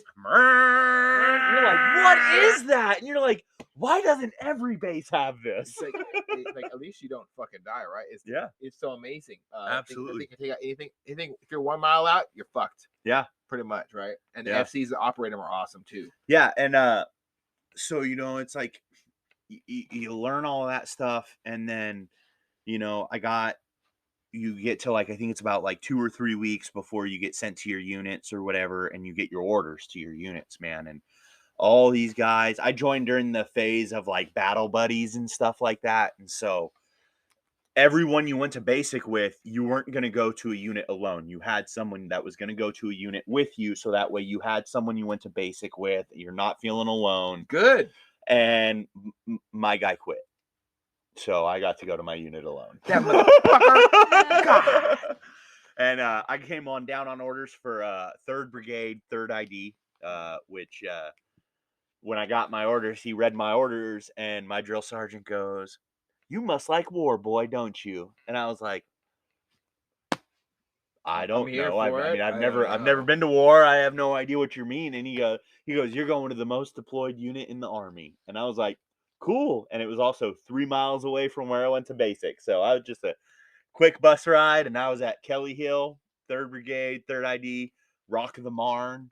And they got their name Rock of the Marne because in World War I at the Marne River, not sure exactly where, but somewhere in Europe, they were hammering all the U.S. Army units, and everyone was falling back, and they sent the 3rd Brigade, 3rd Infantry Division out, and we held like a rock on the Marne River. Badass. And so we became Rock of the Marne, and our patch, for those of you in the Army, people refer to it as a broken television. It's a square with three blue stripes that go through it, and each one of those stripes identify the 3 major battles from World War I: the Battle of the Marne, the Battle of the Saint Hemia, and the Battle of the Argonne Meuse. And those 3 battles are what solidified this unit as like an elite tactical unit, and at the time. And like when I was learning all of that, later on in my career, going for like promotion boards and all that, like when you start hearing history of the men who stood in the same spaces you stood and fought for the same reasons you're fighting for, you become so much more a part of all of it. It means you start getting like these goosebumps. Like Audie Murphy, I don't know if you know who that is, but Audie Murphy for the longest time was the most decorated war hero of all time. Multiple medals of honor, Purple Hearts, every single glorified decoration you could get, he was awarded it. And that dude was in the unit I was in. I was in the same unit as Audie fucking Murphy, man. Like They have a board in the Army called the Audie Murphy board. And this dude was in the same brigade and same battalion, maybe not the same battalion, but the same brigade I was in. And it's like, You get holy this sign, you shit, get this you big know, it's thing like of respect and power and exactly, you pride in know, and it's like, yourself. and then you put infantry on top of all of that, you know, it's like when I got my combat infantry badge, that is like, in the Army, there is no other badge. Like, you're a combat infantryman and you've been in direct contact with the enemy. I would walk in and I would tell E6s what the fuck to do as an E4. I'd be like, listen here, you see this badge? This is I do anything and get away with it badge. You know, like that's what it felt like. And people hated us for it, you know, and because of how proud we were of this thing, like, because no one could get it. Only infantry can get this thing. And the only way you get it is by fucking being in direct contact with the enemy. Yeah. And so, like, it was, you know, you just start getting all of this pride and all, you know, you don't get that. You really like, find you identify yourself with something, right? absolutely. Yeah. It becomes who you are. Like, I am a combat infantryman. And it becomes the greatest feeling in the world, man. And, You know, you know, it's like finding the home that you've been. I know that it kind of sounds stupid or whatever, but the movie Hercules, the Disney movie Hercules, yeah. he's like trying to find somewhere he belongs or whatever. A lot of Mm-hmm. people find their calling, who Mm-hmm. they are as a person, Absolutely. and their personification. It is this you know, this beautiful metamorphosis, this thing turning into a butterfly, Yeah. or this young man, or this ape walking, and then slowly turning into this man, and then you hit him again, and he's like, "Oh, you fucking army!" Right? Yeah. So Yeah, and like you said, like it's like a caterpillar becoming a butterfly. Like, the caterpillar doesn't know why why it's putting itself into like that cocoon, and then all of a sudden it's a butterfly. I'm really and it's like, fucking tired, dude. yeah, it's just like, I gotta lay in this cocoon. I just gotta like relax, and then I'm a butterfly. Yeah, pretty much, right? You know, but and it's like, it's all of a sudden, like, you know, you're in a couple years and it's like, whoa, like, I'm pretty special. Like, I have done something that less than half a percentage of the all military are willing to go do. I'm, you know, I've seen shit. I willingly went into the fight and took the fight to them. And just like this, you know, it's like just something so much bigger than you. And like, when I was 19 and just joining, it wasn't something I was thinking about. And then, you know, turn back, I'm 23 or 24, and all of a sudden it's like, man, you look back and you're like, bro, I'm really proud of myself. I'm proud of making this decision when I was that young, you know, and not willing to be able to put myself through something I didn't know if I would be able to compete or complete, and or if I'd be even good at it, you know, like never shooting a weapon and understanding I'm going over there solely to shoot fucking weapons, you know. And so you know, I know I'm jumping around. It takes true bravery, man. Yeah, It and really does take true bravery to do yeah, something I like mean, that. and then, you know, I got to my unit and they were already forward. So this is getting into late 07, 2007, and getting to my unit. I think I got there around November time frame, October, November of 2007, and I get to Kelly Hill, you know, and I do my in processing, and they're like, "Hey, in 2 weeks, we're sending you to Iraq." And so they're like, "Get all your affairs in order." I mean, I'm 19. I don't have any affairs, you know, like I don't know anything about anything. I have never smoked a cigarette before. I've never dipped, you know, none of this stuff, you know. I got no You're just hair ready on to my be balls. corrupted, dude. Yeah, and believe me, I got corrupted. You know, but it's like, you know, and I'm meeting all these people who are getting ready to go over, that have been in other units already. They just PCS'd over. PCS is a change of duty station. So you come on orders from one duty station to the next, you know. So these guys we're all going to be going over together. We're what's called rear detachment. And, you know, we're getting ready to go, and you're meeting all these people, and you do a little bit of training and everything like that. But it's all like basic training stuff. And none of this stuff is any near what's coming over there, you know. And you're in the jungle, Iraq's not a jungle for anyone who Yeah. doesn't know that, so You got some weird things going on, and the next thing you know, you got yeah, a bunch of buildings, and you're in a completely urban environment, absolutely. and you're dealing with multiple women and Yep. children. You can use human shields. Yep. You don't know who the enemy is. Any military-aged male might be, a combatant. Absolutely. You have no idea. You have no Absolutely. idea that you're about to see the same people your age, Exactly. except they want to fucking kill you. Yeah, or one day you pass them, they wave at you, and the next day they got a rifle waiting for you. It's like, depending on what we did the day before, their soul mentality would change about who we were. And because that's just them surviving. And that exactly. It might be just them surviving. Exactly, because to put yourself into living in that country, I couldn't imagine what it would be like every day. I mean, they're dealing with what we call terrorism. That's their daily life. Their daily life is someone knocking on their door and saying, "Are you helping the Americans? I'm going to take your family, and now you're going to go blow yourself up, or you're never going to see your family." And like that's the torture, the rape. Yeah, I mean, it is everywhere over there. I mean, it's challenge people too. Yeah, I mean, they used people who couldn't defend themselves against us. And that was hard. What do you mean? We had when I had gotten deployed, my first deployment, we had them do a couple suicide bombs. They were using women and special mentally handicapped people. Oh my!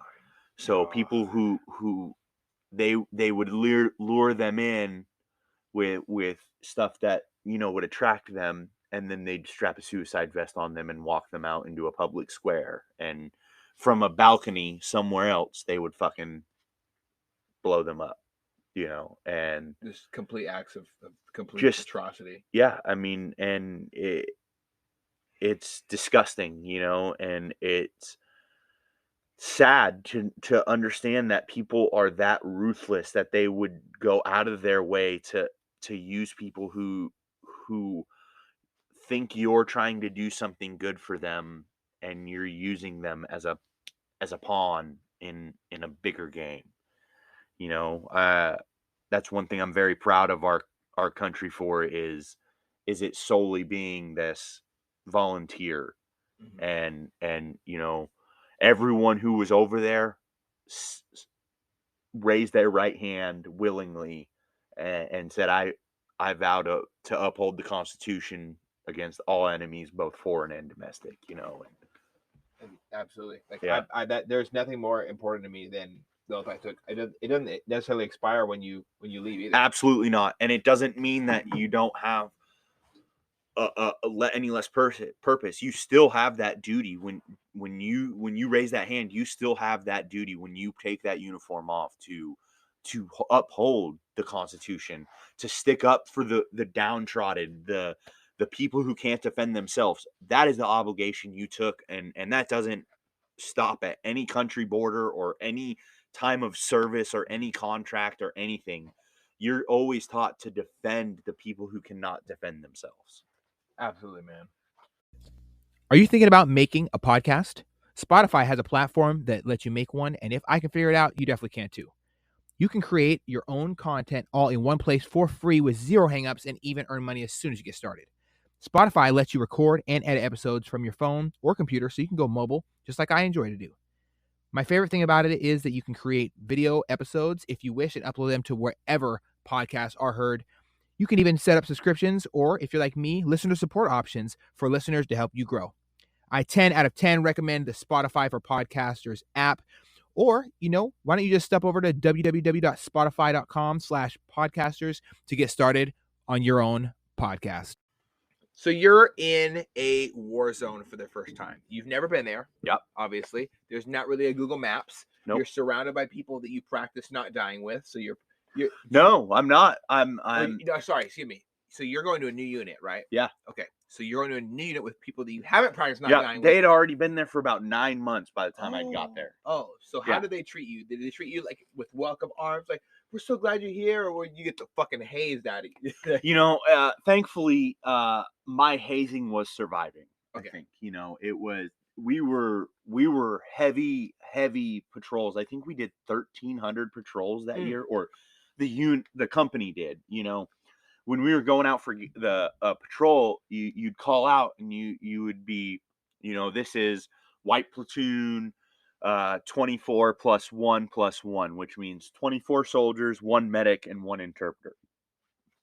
And they'd be like, Roger, leaving gate time now. And then they would give you a mission number. And that would start at 1 and it would tick all the way up. And I think our final patrol we went on was like 1,300 and something. And now that's across the entire company. And that's okay. Entire company. So right. There's 3 platoons for the company with an HHC unit, which is like the first sergeant commander and their little like bullshit staff, Mm-hmm. But for like the actual like platoons and all that stuff, each platoon probably did about 600 patrols. Okay. So and that was, I think we were doing like 2 to 3 patrols a day, and they'd range anywhere from like an hour and a half to like 4.5 hours. Okay. And so you just go out. Sometimes it was you're not coming back in until you get shot at. Some of it was you're going to go scope this out. Some of it was you're going to do a drive-by to go to check this area out to see if there's any activity going on. And then a lot of it was just trying to just be a presence in the area, be heard, be seen. Exactly, and so desk pops, right? Yeah. So we I get there and I get introduced to my I fly in, and when you fly in, I was on a late deployment flight, so we left from Fort Benning, stopped in Delaware. We were on a real small airplane, like a civilian plane, but they charter civilian planes out, so it's like sometimes it's a 747. We were on a 737 because we had a smaller number, which means it can't fly as far. So we stopped in Delaware, we stopped in Iceland, and then we stopped in Romania, and then we flew into Kuwait from there. Stayed in Kuwait. It's a nice place, yeah. Yeah. All I remember about all that stuff was I had my own bench seat, like my own 3 seats, and I just laid down and slept pretty much the entire flights. So it was like a full night of flying.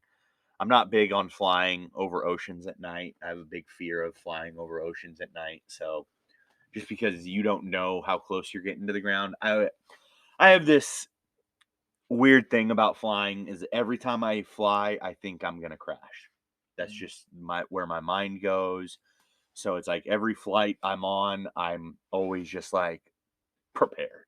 you know what I'm saying? I'm happy you haven't crashed yet. Yeah, no, me too. Yeah. Hopefully it's like way longer at the end of my life that we go down. Yeah. And or never. Never would be better. Yeah, never, man. Yeah. But so I just slept the whole way to kind of get myself through it. And you get to Kuwait. Kuwait's like 2 to 3 weeks where, you do your last zeroing with your rifle to make sure you're on point. Mm-hmm. They put you through a couple of these training classes, and then they talk to you about your pay, like what your pay is going to be, your combat pay, your hazard duty pay. You get 13 more cents a day per diem, son. Be ready. Yeah. So, and all your money overseas is tax free because you're in a war zone, which was glorious. I made the most money in my life on a deployment. So, it's gonna change. I hope soon. Oh yes, it will. Oh no, for real. I know we talked. Yeah, we're gonna get that going. But so you get there, and then you do your last little bit of training, and then you get on a C-130 out of Ali Al Salim, and we flew into BIOP, which is Baghdad International Airport. That's where I found out I had claustrophobia. Because when you're on the C-130, you're in your full kit, right, which is body armor, helmet, knee pads, elbow pads, and then you have your assault pack, which is basically an everyman's backpack, and then you had your rucksack between your legs. Is that a 3-day assault pack? Yep. Okay. Yeah, that's what else. Yeah, and then there's people that they have their legs in between your legs, and their rucksacks are against your legs. And by the time you get on the plane, you got to piss like a racehorse. Yeah, and you can't move your legs. And I figured out if I can't move my legs, I get very panicky very quickly. Went just like freaking out. Tried to fall asleep. Fell asleep woke up from falling asleep, still hadn't even left yet. Yeah. And now this is January. I think January 8th was the day we flew out from the States. And so this is probably late January, maybe the first couple days of February that we're heading into BIOP now. Just with all the training and how they get it all prepped and ready for you guys. And like everything's at night because it's, you know, we gotta fly under the nighttime is our best friend, you know. If they can't see us, that means, or if we can't see them, they can't see us. Just better that way, yeah. you know. And so we're on the bird, we're flying out, and this is the first time I've ever been on a combat flight, and I mean, these guys they come in hot, dude. everywhere. Oh, they're diving, they're climbing, they're swinging left, they're swinging it right. You got a dude. It's the middle of January, right? So even over there, up there, it's right? cold as shit, man. It snowed for the first time in like 30 years. The night I got into Baghdad, it snowed for the first time in 30 years. Snowed in Baghdad. And so, special. I mean, this dude, it's like hot as shit in the bird, right? We're in a C-130. It's hot, and then all of a sudden, he's got to check. So the guy, the jump master or whatever his name is in the Air Force, I don't know, apologize. But he opens the door and he does like a scan. He's scanning like the outside. He's scanning the ground to make sure they're not getting painted by RPGs or anything like that. You get this rush of ice cold air come in. It feels so good, you know. And then he closes the door. You hear him opening and closing. And if you've never been on a military plane, it's not like a civilian plane. There's no inside paneling. So everything that controls the airplane, you can see all the pulleys, all the wires, all the wiring. It's all there because that does not matter when you're in the military. All that matters is if it gets in the air. And so you're seeing all this stuff work, and you know, we get in to BIOP. It's about an hour and a half flight from Kuwait, and they come in and do a combat landing, which is the worst. Full nose down. And then you feel your body like kick backwards, and you're like in a nosedive. And then right before you hit the ground, they bring it up and land. Yeah.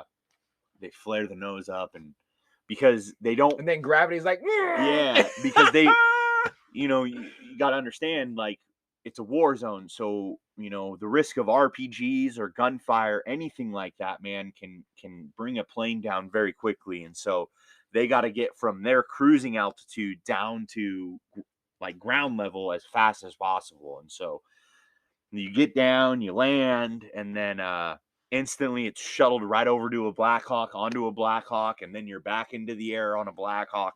And I went to Fob Rusty, which was... You didn't get the P first? No, oh, absolutely bullshit, not. Dude. No, there's no peeing. I think it was all swallowed at that point. Oh, no. And anxiety is absolutely through the roof. 19 years old. Don't know the difference between, anything. I'm as FNG cherry rookie newbie as it gets. I've not gone to NTC. I've not done squad live fires, platoon live fires. Never been in a Bradley, which is a infantry fighting vehicle. It's a tank. Have you ever been in a Black Hawk before this time? No. So you've seen Black Hawk down before this, though? Yeah, yeah. So you're like, fucking finally. Yeah. This is all like, it's like dreams come true happening all at once, and it's also like more than I could even like digest or process all at once. Overstimulated. Yeah. It's like pinch me. And we get to BIOP. And then I fly out to Fob Rusty, which is like a 5-minute flight by helicopter, and we land, and you get to the talk. Like when you land, you get to the talk, and they tell you where you got to go, and they have someone walk you over to where your like company is living and stuff. They get set up with my unit, and we were a armor regiment, so we were not light infantry, but we were mechanized infantry with tankers. So it was 2 companies were infantry and 2 companies were tankers. So Alpha Company, which is what I was originally in, was Alpha Company 269. We were assigned to Charlie Company 269. So there was 1 infantry platoon with the tanker companies. So and then there was 1 tanker platoon with all the infantry companies. Okay. So it's like we were a combined arms unit. We were a heavy unit, which means we only rolled in vehicles. We didn't do a lot of walking. Okay. And so I get sent to Charlie Company, where I meet my platoon sergeant and all that stuff. And you know, it's like I was an E2, so a private second class at the time.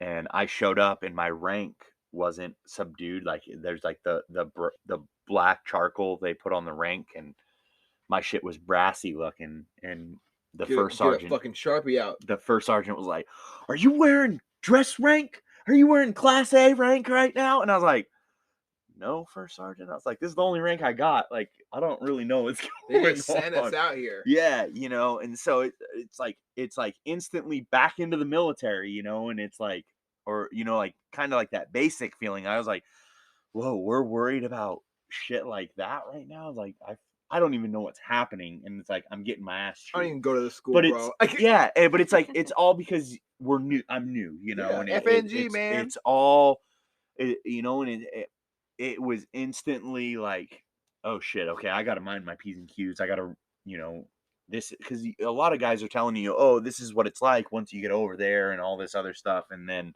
once you get there, it's completely different. And so my company, we were all at this old Iraqi police station. We commandeered this Iraqi police station. That's where they acquired it. Yeah, we called it Cop Lima Bravo. And so they were all out the day I landed, and they were coming back later that evening. And so once they all got in, I walked out to them and met up with everyone, you know, because grab their bags off their back. I'm trying to learn, you know, I'm trying to do what's right and just be in the right place. It's good that you time, did, man. You know, I want to say that's really awesome. And just learning, you know, what even needs to happen, because like I said, I mean, I've been out of basic for fucking a month and a half, 2 months, and now I'm in the box. I'm in the sandbox, and like they're introducing me to everyone, and I'm going to become the platoon sergeant's driver. So I'm going to be, my call sign was Blue 4 Delta, which means Blue 4. 1 was the platoon leader, 2 was a squad leader, 3 was a squad leader, and then 4 was a platoon sergeant. Okay. So I was Blue 4 Delta, and Delta stands for driver. So, and blue was our platoon identifier. So there's red, white, and blue for every company. Red, white, and blue. Blue is 3rd platoon, and that's what we were, 3rd platoon. So we were blue. I was Blue 4 Delta, and obviously I didn't drive the first couple days because I had no idea what was happening. And you had to learn the rules of the road. Exactly. They're kind of different, you know. The turn signals get a little different, right? Yeah, no turn signals. Yeah, fuck that. You don't let anyone know where the fuck you're no going. one know where you're at. Yeah, and so what the 4 is? The 4 is also the trail vehicle. So we always had the 6, which is where asset of the convoy. Absolutely, and that is one thing I pride myself with, is what I tell. If I care about you, I will tell you I got your 6. Yeah. Because that is something I had to do for an entire platoon for my first deployment, was I got your 6. I will always have your fucking back. If I say I'm going to have your back, I have your fucking back. And so we were 4, and I was sitting in the back right seat, which is behind the truck commander. So your driver is the driver. The first passenger in the vehicle is called the truck commander, TC, and then you have your 2 rear dismounts and a gunner in the hatch. So I was behind the truck commander, our platoon sergeant, and we're getting ready to roll out down Route Airport out of the gate. And he looked back at me and he said, "Everything you learned, fucking forget it right now." Yeah.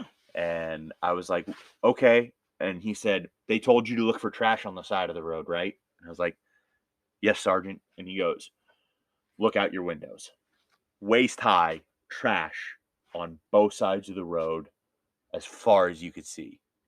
So obviously there's no anxiety, you know, yeah. everything's calm. So it instantly went relaxing. to like, there's no IDs in those. yeah. And it was, we lived about 10-15 minutes from the cop, from our fob. So fob Rusty was about 10-15 minutes from where we were living. So we're rolling out. So you know, so and you're outside the I like wire I'm this learning time, all right? of this. They tell you to go red, which means you got a magazine in your rifle and a round in the chamber, weapon on safe. Okay. Red direct means red, where you got a round in the chamber and your weapon's on semi. That means you know you're getting into that shit, into the shit that day. So we would roll red everywhere, and then if we knew shit was gonna get hot, we'd roll red direct. Because you heightened sense of awareness. Absolutely. You know, we talk about this with self-defense and situational awareness and stuff like that. We have white, yellow, you know, and then yep, magazine just in the weapon. Some people say orange, and then yep. some ice, and then some people say red, and red is someone's got to be dead, right? Yep. So I always stay in the yellow or the orange. Yep. I have usually a heightened sense of awareness, and I'm always super careful, always listening, always looking, absolutely, looking for the weird things that don't add up right. Like my head lives on a swivel. Yeah, head on a swivel, right? Head on a swivel. Because it saved my ass so many times. Yeah. And having to work in Seattle is not a fun thing. No. Because it's everywhere. It's bad. It's everywhere bad, right now. You gotta keep your head on a swivel. It's fucking crazy. I can't tell you what, a week ago, down at the frats, a guy broke into live out sorority and put a girl behind, like, put her hands behind her back and was trying to assault her. Middle of the morning, like 4:30 in the morning, broke into their house. No good. You know, and it's very scary, and that's why you keep your head on a swivel, and you always need to have some sort of protection with you. 100%. Whether it's mace or a knife or a gun or the female is one of the guests I had on, and she's super awesome. She has this Sharpie thing, and it looks like a Sharpie. Yeah. It's super sharp, right? And she keeps it right here. So she pulls out. She can just grab right here, and now she has a tool that can help her. And having something is better than nothing. Absolutely. So you're in a horribly violent environment for the first time. You're currently stationed outside of the wire in a taken over police station. Yep. That's been pretty much abandoned by the police because it's a war zone, right? Yep. And at any moment you could die. Did that moment where you realize, holy shit, I could die any second? When did it like set in or get comfortable? Did you? Some people rise to the occasion, or some people collapse, kind of thing. That moment didn't come until my second deployment. Okay. The whole first deployment was like just trying to like process information and get a feel for like what we're doing. My first ever real patrol was a raid on a hotel. Okay. Like that was my first experience, and like we're gonna ping. The Air Force is flying overhead, and they're pinging his cell phone. And if we get a ping, we gotta go.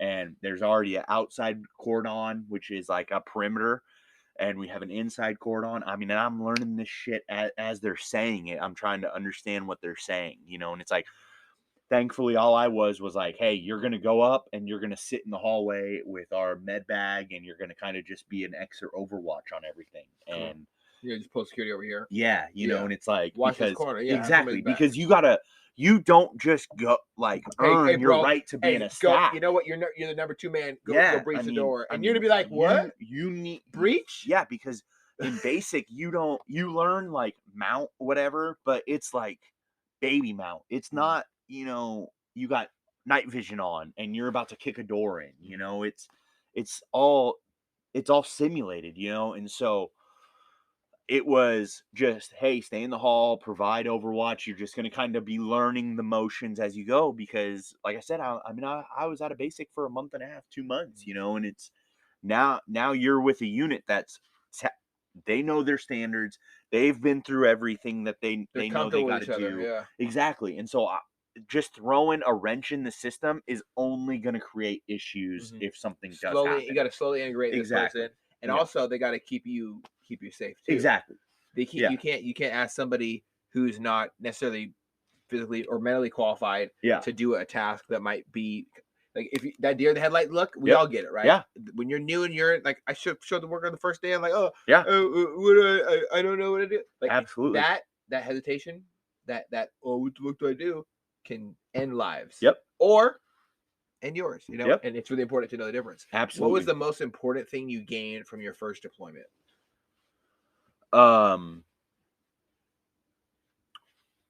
It would be never taking the same route twice. Knowing where you are at all times without having a map present.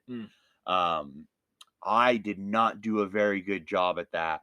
My first probably 6 weeks I was there, I was not taking it very seriously enough to where the point was I got lost 3 times in one night, and my platoon sergeant kicked me out of the Humvee, and he's like, "We'll be back later." So you were just alone. Yeah, in Iraq. they just kicked me out of the Humvee and drove away. But you were driving at the time? I was driving at the time. And so you got fired, right? Yeah, he kept telling me, "This is where we need to go. Get me there. This is where I need." And it's all test. He's just testing me because we would break off into two gun trucks. So one gun truck team would go driving around this way, and we'd go driving around this way, all within 5 minutes of each other, staying in radio contact because check out the area. Communication is key, man. We are so good at what we do because we can communicate with each other and we know it where everyone is at all times. And I was not doing good at that. And so I needed to be taught a lesson. And so the lesson was leave you alone in a... Exactly, because that's what I was doing. If they were going to get into a firefight, I couldn't get to them. I didn't know how to get to them. I didn't know where they were. And I couldn't rely on everyone else to tell me how to do my job. I had to be proficient enough to do my fucking job by myself. I know how to get to this where they are 3 different ways, and I could go there 3 different times and never take the same way. Okay. You know, and I was not good at that. And so they probably left me alone for 15 minutes. They drove off, and I just went over to a wall, kind of hunkered down, put my rifle up, and kind of just sat there and deep breathing exercises. Yeah, I didn't know what those were at the time. Oh shit, man. I mean, that has to be like, we talk about what fear is and how it sets in.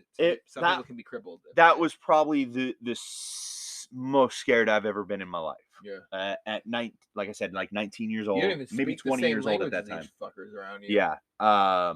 Learned nothing. Didn't know anything. And then they just drove away, man. And I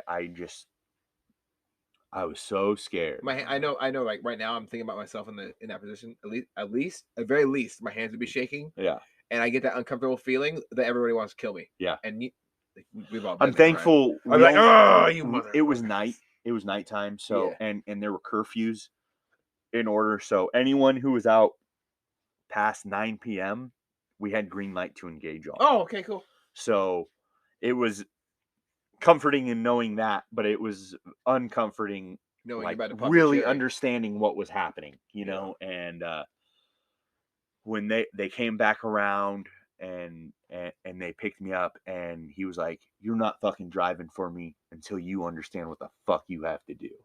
And that night I stayed up the whole night. I printed out a map of our entire AO, which was the Karata Peninsula. It's where Baghdad University is. It's if you're looking at a map, it's just south of the green zone in Iraq. It's just this small little peninsula that's right there, and yeah, goddamn, you definitely read that shit. Yeah, and I learned every route name that night. I wrote them all down. I knew what was east. I knew what was north and south, what was east and west. And I just started putting a dot on the map, and I started drawing routes.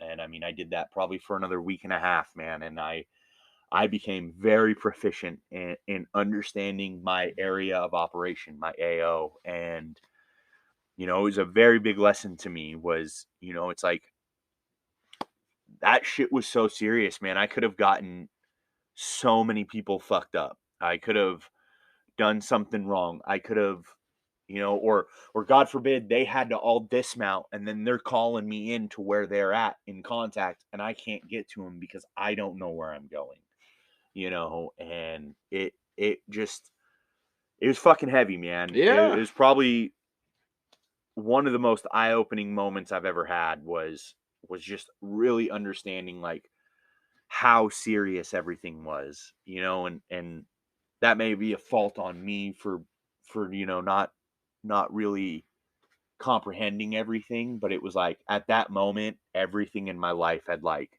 switched and now I'm a combat veteran. Like once I really just was like, shit's not a game. This isn't a game. You don't get to restart. You don't Revert get to last any of that. save. No. You know, like your fuck up is serious. Like I the amount of things that could have went wrong that night or any night before that, and me not taking things that serious, it's just like it's something I look back at as a massive growing point in my life, you know, and really understanding like, you know, you need to know your shit. You need to own everything you do. And Extreme ownership. You know, yeah, Jocko Willink talks about that. yeah, and I'm thankful it happened. I'm thankful that I had the platoon sergeant I did, Sergeant First Class Clint Buchanan. You're the fucking man.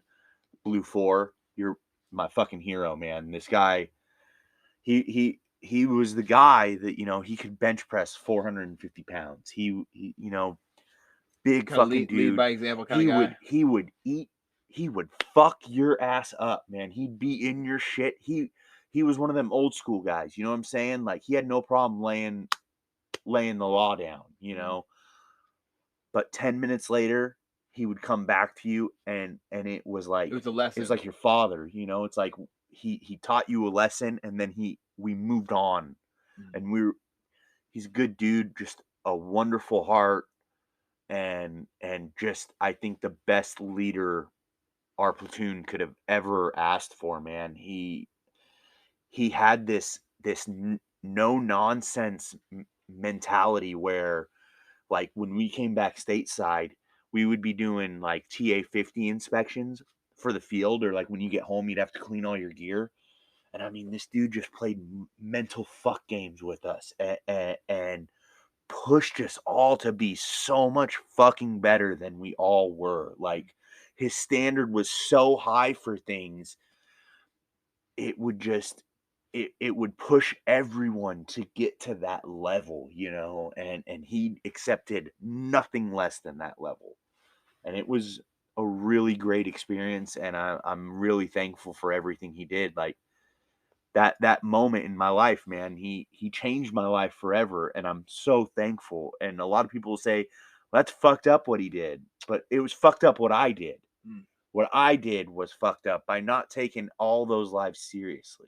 And so he really, really was a big mentor in my military career. And I owe so much of what my life is to this day to that man. And I'm very thankful. I'm glad that you had a mentor like that, man. I think you just kind of brought the same description of one of my mentors, and he saved my life. He was there for me when my dad passed. I was deployed, and shit was weird, and he had a serious standard as well. And a lot of people, you could tell who kind of the bitches are in the Navy, because they were like, oh, you know, why you gotta do this? Why do I have to do that? Right? And I'm like, dude, you're not even getting shot at. You guys fucking suck. And they're like, fuck you, Lowery, right? So it's so important to have leaders to really drive it home. Sorry, so you're back in your second deployment now, right? Second, yeah. So obviously So you have some downtime. You know, 2009 to 2010. Okay, so how many months it was this deployment? The second one. 12. So 12 consecutive months of you being overheated, overworked, underpaid, shot at, things like that. You started September 2009 through September 2010. Okay, it's 2009. I was nice and safe and secure. It's crazy for me to think. You're welcome. To think of, I know. It's crazy for me to Just think. Just kidding. I know you. Everyone is kidding. Just kidding. But it's so crazy to think there was somebody that I know now who, when I was in this position in my life, was doing things that most human beings in this country of America are so privileged to have people to go, they can't contemplate. Yeah. The level of uncomfortability. Like, I have a friend that was, and this is something I talk about often now. For years, it was hard for me to talk about, but he came back home, and there was a time where, you talked about the Taliban or whatever, Al Qaeda, whoever you're dealing with at the time, send out people who are mentally challenged. Mm-hmm. The Taliban sent out a whole village worth of kids because they held all the adults hostage while the kids were sent in. Yep. And they had to slaughter these children who were shooting at them. And my friend had a difficult time talking to these kids. Like, I would never even say something stupid like, "Hey, bro, you want to come on a podcast?" It was hard for me to even revisit him in my life at all, to see how much he's been hurt. Yeah. And it's really, I check on him, but it's tough. He shot all these bunch of kids. Yeah. And he was so scared that his kids were going to wake up in the middle of the night. When he came back home, there was no ceremony. He didn't ask to have his family to come see him at the base. Yeah. He he got like his buddy, one of his buddy's families, like, no, they couldn't even, had to move their kids away from him. They had to bring him up to his house, and he was trying to walk up his street, and he couldn't even do it. His wife saw him outside, came out, and he got nervous with the kids. He ended up having being able to hug them and stuff, but he had to sleep outside, and his wife had to tell the kids, I'm just having a bad day. Something bad happened. He's putting himself in timeout. He's upset, and having to lay out there and go back and forth all night between the husband and the kids. Mm-hmm. And the kids couldn't sleep, and he couldn't sleep, and he was just crying because he felt horrible, and he was scared of them, and he was scared to sleep because he thought he was going to wake up and see their faces. Yeah. And him want to hurt them. Yeah. Or them want to hurt him. And we don't talk about, people talk about, I had this piece of shit sheriff said something about one of my friends who's been trying to protect schools. He's an armed veteran down in Thurston County. And the sheriff said, we don't want any vet that's that's pretty much fucked up in the head. And he said this in front of a bunch of people, and a lot of them were vets. And it's a pretty widely known thing. He said that. And it just disgusts me, absolutely disgusts me, because you don't, you might have been a cop, and that's great. I'm happy for you. I'm appreciative of your service. Yeah, absolutely. But from what it sounds like with your attitude, you weren't a very good one. You don't understand your impact on the world. Absolutely. And you have the audacity to sit there and say to somebody, they don't know. You don't know what the fuck people went through. Yeah. Your ass could have been overseas instead of him. Yeah. Be thankful. Yeah. And and besides the fact that core. he was too cowardice to go overseas, Yeah. and then to say that about someone who is willing to go do that, because, when you learn so much more just about not even yourself, but about humanity when you go into these situations, and you understand these people are being put in situations they don't want to be in. Yeah. And we don't want to be in these situations that we are being put in. And we still have to do what we have to do to be able to come home to our families. Mm-hmm. And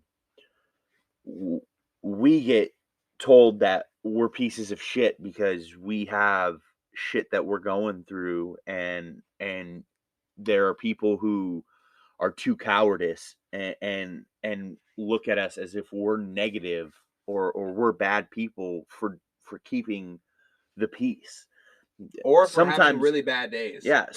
Sometimes you got to do horrible things in order to keep peace, and or order to keep yourself alive. And the fact that no American in the last 200 years has ever had to feel that way is because of people like you, people like me, people that sign up and are willing to go put their life on the line, so that way everyone here could have heat, air conditioning, water, food, or not have to shoot those fucking exactly things you don't even realize are not normal.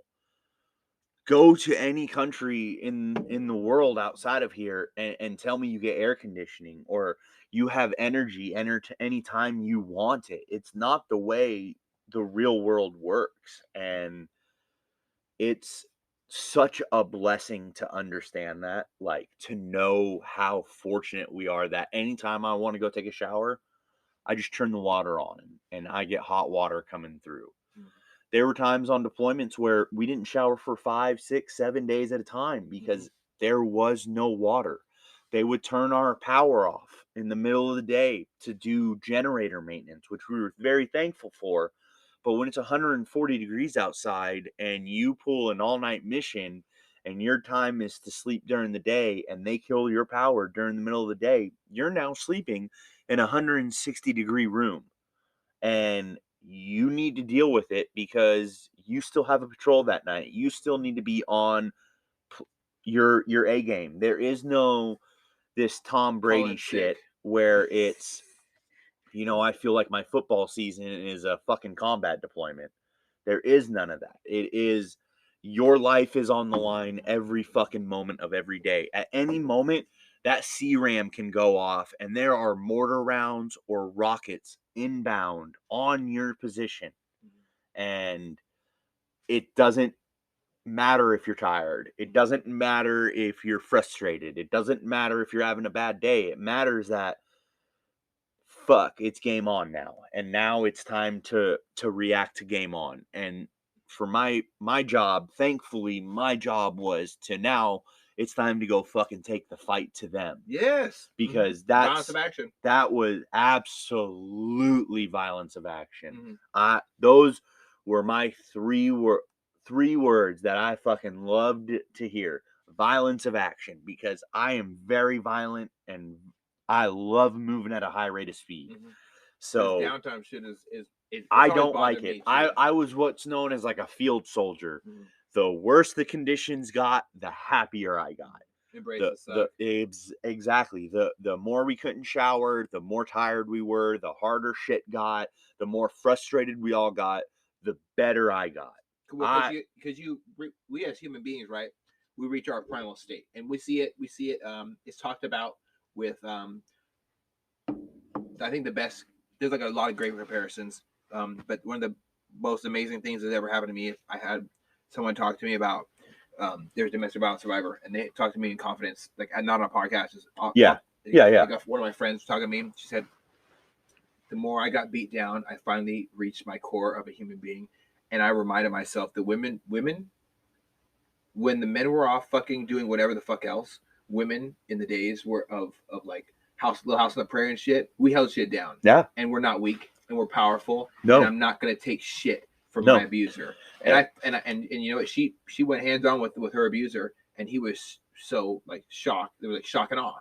It caught him off guard, and he got fucked up. Yeah. Like punches in the throat. Yeah. Gouged. She pushed in his eyes. You know, anything she could get away. Yeah. And she did get away, and the cops did show up, and that guy did get hauled off to jail. Good. And you know what? Thank God we understand. Like you and me, we have understanding. I've been in life or death situations my whole life. It's probably why I'm so weird and not normal. And absolutely. Shit. But you're normal to me. I'm normal. I'm normal when I'm in a high stress environment. I get calm and relaxed because I feel like I'm reaching my primal state of who I am. Like we can talk about my African heritage and being in a direct descendant of the Zulu tribe in Africa and warrior and shit, right? Or we can talk about I didn't fit in well with other kids because I always wanted to do the thing. Let's do stuff. Why aren't we doing stuff? Yeah. We're sitting here. You want me to sit in this class and learn about this history stuff? You wanted me to hear, about your lovely U.S. history. Yeah. My stepdad's getting shot at. Yeah. He's losing his friends in Iraq. He's in the Air Force and he's in a combat zone. Like that's abnormal shit that we don't talk about today, right? Yeah. Not everybody's been in these things, but as we reach that feudal state, that fucking dark age, I'm a soldier, I'm like a Templar knight shit, right? Yeah. We talk about Black Hawk Down, what true heroism is. It isn't always the special forces guys. No. It can be a person moving boxes. One of my favorite stories about the military is I've seen true acts of bravery. In the Navy, I was there. I remember hearing the gunshots from the ship, a couple ships over, and that master at arms. There was a situation on the pier. It was an active shooter situation. Some dude walks up, grabs one of the security guard's gun, and then it became an active shooter situation at the ship level. This motherfucker wastes no time and starts dumping at this guy. Unfortunately, loses his life. But whatever happened, they haven't put out too many details about it. But this motherfucker sacrificed his life in port on his own ship in a safe night when all you expect to do as security is walk around. He got shitty, and him bringing violence to somebody saves so many others. Absolutely. And that is what is great about men and women who are responsible with violence, being willing to go up and above and beyond. Yeah. It doesn't take a hero. You don't need to have SF. You don't need to have airborne, airborne ranger, and those are special just forces. No, those you don't are need just all these patches. tabs. It's just a piece of that's just a label, right? Yeah. Beneath those labels, beneath that uniform, is somebody who has a heart, and they have people at home that love them, and they love the people at home, and they have a reason that they signed up. And these individuals are so incredibly capable of things. Yeah. Down to the motherfucker just moving boxes. Yeah. They're all special and capable of great things. Absolutely. I just want to clarify, when I said they're just patches, like I understand absolutely all of the hard work, the sacrifice, the mental anxiety, and the hard work, and the tradition and everything that goes with those. I don't want that to be like I don't think anyone thinks that, man. It's what behind it. It's what behind that. Absolutely, that patch. absolutely. Their heart, that character. patch is a name, but it's your mentality as a human is what got you there. You're a ranger or you're this because of who you are. It doesn't. That's just a word for you to describe you. We all have greatness in us, and I think that I just don't want anyone to get upset, because I know that, dude, nobody's gonna get upset, man. Like if I always tell people, if you don't like what we say, you know what, you can always reach out. Exactly. People always reach out to me about a lot of shit. And please, just please let us know. That's the only way we can get better. Is by making mistakes. But so ultimately, it is what's behind the patch. Mm-hmm. That tab is a ranger tab. It's a ranger tab. Exactly. It's something that's just created and put on uniform. Yeah, absolutely. What's the skin and the blood and the sweat and the stressful situations, the cold training, the swamp training that the rangers go through. Absolutely. The jumps that you have to get qualified. Some people just can't handle those things, but it doesn't mean you don't have the heart of a ranger or the mentality of a ranger. It just doesn't mean you're not a ranger on paper. Yeah. But I think a lot of everyone who's willing to sign up and know what they're getting into have a little bit of that ranger or a little bit of that Navy SEAL in them.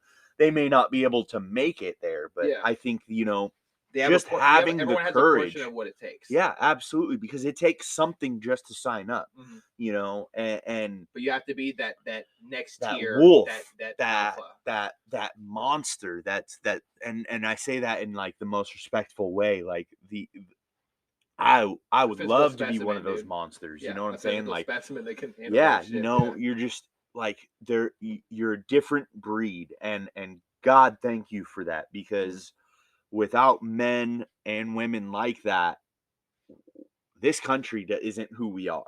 No. We're not this country that's willing to say you can't treat people that way, or we won't let this stand anymore. Mm-hmm. You're gonna get, like, to quote Toby Keith, you're gonna feel like the whole wide world is raining down on you. And I love that, because we're not fucking perfect, but find something better. I dare you, because we do it all for the loved ones. I was over there so that way my sisters didn't have to sign up and go fight a war. My dad didn't have to go back and fight a war. My mom didn't have to go fight a war. Like, that is why at the core of me, I had a picture of my family in my breast pocket that I carried every fucking day we went on patrol. And it was something I looked at, and it was something that drove me to work so hard, to make sure I was staying awake, to do all of those things, was because that's what matters. That's what mattered to me, at least, was making sure that my family could be proud of me, even if I didn't come home. 100%, dude. So, and that's a huge thing too. Yeah. We both know somebody who's had to deal with families that have lost people. Yeah. And the psychological impact of that. Yeah. Is overwhelming. Absolutely. It's overwhelming just to think about it. Like, absolutely. It's a like lot for me to hear him, like, I didn't go overseas, but I went through this, and I'm like, that's something that a lot of people can't handle, man. Yeah. Nobody, like, seeing family members cry out in pain and stuff like that. And I don't want to go off on a tangent about it, but because it's a lot. I don't want to get all emotional and shit. No, I know, I but got you. It's really, really tough to contemplate. Every single person that signs up does something. Yeah. And even if they don't want to be there, they have a bad attitude. Like, thank you for signing up. Right? Yeah. And that thank you for your service shit is like, it's weird for me to hear because I always like push off away. I always say, hey, you know what? It was a pleasure to do it. Yeah. It was for me. It was great. I'd do it again. I usually hit them with a thanks for being an American worth fighting for. Oh. You know, I usually hit them back with that because I think, you know, that's if you're thankful for me going over, I'm thankful for you just giving me that nice, you know, gesture statement. You know, it's like not calling you baby killer. And exactly. Like you know, because at the end, you know, it's like, well, you don't even fucking understand. Like, I mean, even right now, like you hear, oh, the war in Iraq and the war in Afghanistan and blah blah blah blah blah right now. You know, I mean, it's nothing but it was all lies and all this other stuff, and it's like that wasn't a thing when I signed up. It was we were getting fucked up by the Taliban, by Jaish al-Mahdi. You know, like we were getting our fucking asses kicked because they were playing this game where it's no uniform. We're gonna put roads in the bombs in the road. We're gonna do this thing called an EFP, which became the highest killer while I was over there, which is an explosive force projectile. Like imagine a 5-gallon paint container and filled with HME, which is homemade explosives, and a copper plate at the top. And then they would fire that into our vehicles and kill all 5 people in a vehicle. Like, is that similar to the ceramic ball bearing idea from Act of Valor? Yeah, pretty much. So explosion with things coming from it. Yeah, exactly. And so what it would do is it would form into like this bullet shell and just penetrate any armor we had. I mean, tanks, M1 Abrams tank has 14 inches of depleted uranium as its fucking exoskeleton. Like butter. It's going through it like butter. Yeah. I mean, there's nothing we had that could stop that. They started creating these on the MRAPs, they started creating these like blast shields. Like there were these little boxes on the side of the vehicle, and when it would hit, it would kind of release a little explosion back at it that would help slow it down. But I mean, this thing's traveling at faster than the speed of sound, and I mean, it just rips through any sort of metal. It's so hot, and that was the real scary part about deployment too. Is when we were on the bird heading over, we were told, be ready because we've killed all the stupid ones. All the smart ones are what's left. All the ones who know what they're doing are still alive. So make sure you're alert. My second deployment, they were freezing mortar rounds or rockets on the rail and then setting them into place and walking away. So that way, 4 hours later, once the hot heat was on it, it melted down and then they were firing rounds. So we had no idea who was doing it, but they could launch shit on a delay. They were using their brain. They started copying, like tracing out our vehicles to scale and understanding how they could blow up our vehicles around the systems that we had. So it's like that third level of warfare where you know what they're going to do, and now you have to outthink your enemy. And we were always taught, in order to beat your enemy, you need to think like the enemy. And if you're not thinking like the enemy, you've already lost. So it was nothing but, if I were trying to kill me, what would I do? I'd put a bomb right there. I'm going to step away from that. Or I'm going to do this. I'm going to go this way. You know, it's like, that's why you're always told never take the same route twice. Whenever you notice something completely off, instantly stop. We had moments where we're driving down a busy like Muhalla, which is like an alley in Iraq, or we're on in like a big busy part of downtown, and it's dead. Completely dead. There's no people on the street. There's nothing happening. And it's instantly like, all stop, back up. We know the road that we've been on is safe. We do not know what in front of us is. So let's all back up. Do not turn left. Do not turn right until you get onto a different road. Because we don't know if there's roadside bombs. We don't know if there's EFPs here. We don't know any of that. What we do know is that the route we just rolled in on is safe. So let's get back on that route, and we'll go around and we'll call EOD in, or we'll call the combat engineers in, and they'll do a route clearance where, God bless their souls, combat engineers, man, because those dudes got paid to get fucking blown up. And that takes a special someone to do that. I have quite a few friends that are combat engineers. Yeah. And one of my Marine buddies was pretty much a combat engineer, and he rest his soul. He passed away the other week. It was so crazy to I worked with him during nighttime. They put me with him because I go with escalators, and he was not too new about it. He was like, I worked overtime, but I'm not so sure about this. And he's like, all right, I'll do it. But I'm gonna FaceTime my daughter. You're not gonna get interrupt my time to say goodnight to my daughter. And I would just it would bring me to tears every time seeing him talk to his daughter on FaceTime. I got baby fever, so I'm all choked up, like crying my eyes out. But he'd be telling me about what was like while I was teaching him how to do the repair. Yeah. Because he wasn't like too in tune with this repair that we were doing, but I knew how to do it. So I sat with him and hearing about, man. Yeah, route clearance. Route clearance is absolutely an unsettling thing. Absolutely unsettling. Like, either recon by fire, or they were they had like minesweepers, and they would just go get fucking blown up. Thankfully, there was this guy there. He's like a freaking. I'm pretty sure you might have deployed with him. This guy, he's just got all these crazy skills. Tom Brady. I don't know if you've ever been there with him. I mean, legend. The man, the myth, the legend, Tom Brady. I meant Pat Tillman. My bad. But it's all jokes aside, war is not a great thing. What are some of the so you talked about some difficult things. Are there any more difficult things that happen during your segment? So my 22nd birthday, I don't really feel comfortable with saying like the date or anything. Hey, that's your prerogative, brother. I woke up early February, and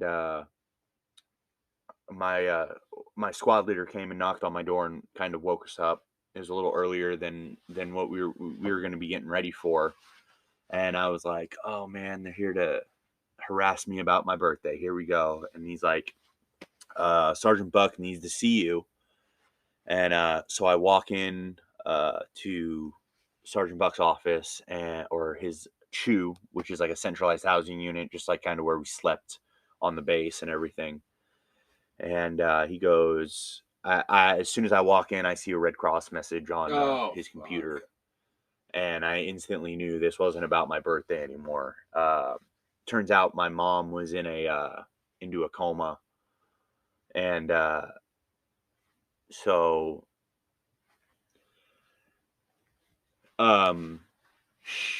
she was apparently not very happy with everything that was going on in her life, and was handling it with alcohol, which I don't think we knew very well, or weren't really comprehending and seeing the signs.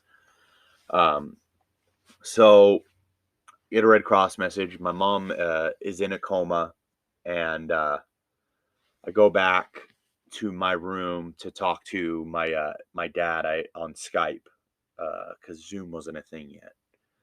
And I give him a call, and I just am like, is this something I need to come home for, or am I good to stay here? And he goes, you need to get here as soon as you possibly can. This is the day after the Super Bowl. And so I was pretty fucked up, just all I really understood was the Red Cross message said that my mom had fallen into a medically induced coma, and that was pretty much just the gist of it. I really didn't know much. I didn't know anything. When I called my dad, he didn't really explain anything too much to me, and so I go back to my platoon sergeant's room, and I tell him I need to go home as soon as I can. So it just happened. Our platoon, our company was, if I left, we would no longer be at combat strength, which I think is like 80% personnel. Um, so we go talk to we end up having to go and kind of convince the battalion commander to let me go. And the battalion commander and my platoon sergeant didn't get along at all. And so I'm in the office with them, and they're kind of starting to bicker kind of back and forth about me getting out of there. And he looks me in the eyes. My platoon sergeant looks me in the eyes, and he kind of gives me this look that I don't think I'll ever forget. It was just this like, I got you. And so he looks back at the battalion commander and he tells him, he's either out of here on the next Black Hawk, or when we go on patrol tonight, we're driving to Kuwait and we're taking him ourselves. Here's my rank. And he ripped the rank off his chest and he put it on the counter or on the table. And I've never had anyone do anything like that for me, where it was, he was willing to give up everything he had worked 18 years for a guy he had known for like 3 years. And it was one of the most beautiful things I think like I've ever witnessed was someone willing to stand up for me. You know, I haven't had a lot of people in my life willing to stand up for me. I've, you know, with everything I've gone through, I've had a lot of people try to tell me how to live my life, but I haven't had people try to kind of take me under their wing and teach me how to be a better man.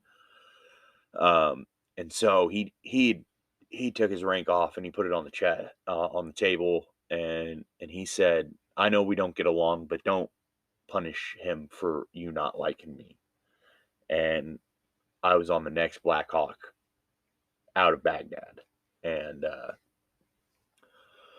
spent the next 12 hours flying home on a C-130, back stateside, kind of in a rush, in a whirlwind of emotions, you know, not knowing what I was going to expect, where I was even going. I didn't know any, you know, because, you know, when you normally go on R&R, there's this procedure you go through, and you drop your weapon off here and you do this. And I was like on this like expedited path where I was like jumping every line. And I was just, just this whirlwind of everything going on. I honestly don't even have time to even think about my mom right now. Like, I'm just so focused on getting home, communicating with my dad back home, finding a ride from the airport to get to the hospital, and end up finally on a bird back from Dallas. I landed in Dallas and then took a plane from Dallas to SFO, and I got picked up at the airport. So I get picked up from the airport by a couple neighbors, and we take a ride from San Francisco airport up to a hospital in Vacaville. It's about an hour and a half. And just, I'm in uniform, and haven't showered and haven't really understood really. Like, I was 22, so it was my 22nd birthday, and just really hadn't fully understood kind of what I was going to be walking into, and a ton of family inside, and my mom's on a respirator and in a medically induced coma. Her hands and like everything in her body's just like this swollen and yellow. And it wasn't the person I left. When I left the last time I saw her, that wasn't the person I saw in that hospital bed. And it was the hardest thing I think I've ever seen in my life was that. And I instantly understood I would never be able to talk to her again, and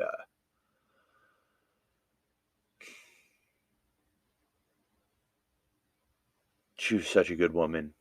I just wish that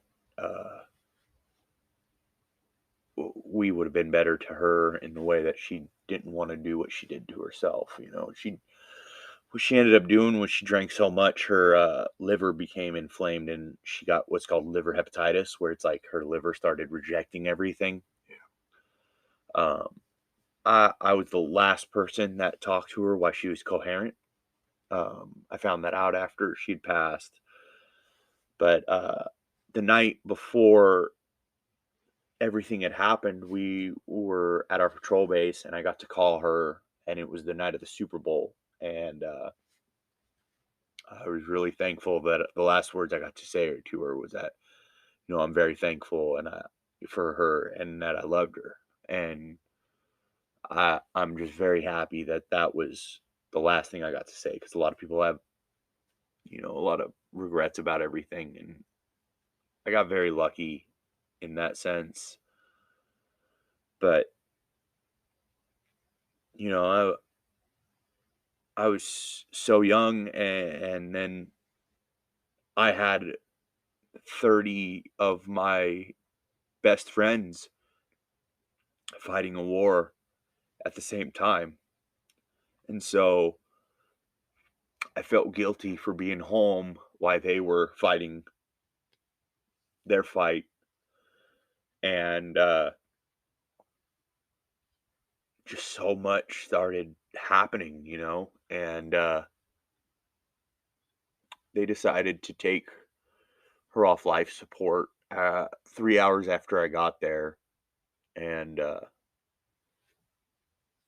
we all sat there and waited with her, and said our goodbyes as she took her final breaths. And I got some disdains for some family that decided to be rather selfish in those moments, that I will, I'll keep that to myself. But there were some people who did not give her respect that she fucking deserved, and I have a lot of resentment about that. I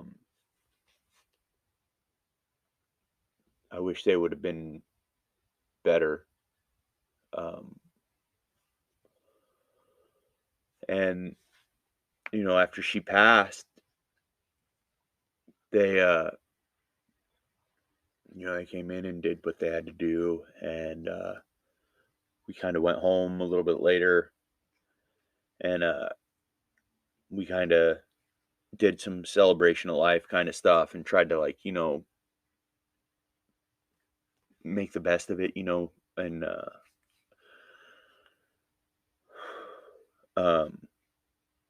I probably haven't dealt with it fully, Liz. I think this is probably one of the first times I've publicly talked about it, and it's very hard, and losing someone. I mean, she was like my right hand a lot. Like, once I started getting older, she was like my right hand, and I just wish she could have talked to me and stuff, because I wasn't old enough to lose her. I feel you, man. God, Jesus Christ.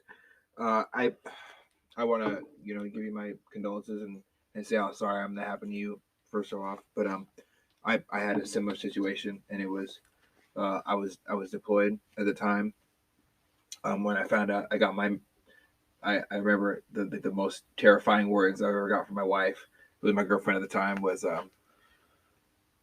honey, I'm so sorry. And it was the title of the email. And or it's just, she didn't even put it title of the email, it's just the first words. And she's telling me about my dad was found, and he was in a pretty much comatose state. He'd pissed and shit all over himself, and they found him in where he was living, because he did like a welfare check pretty much. Yeah. And I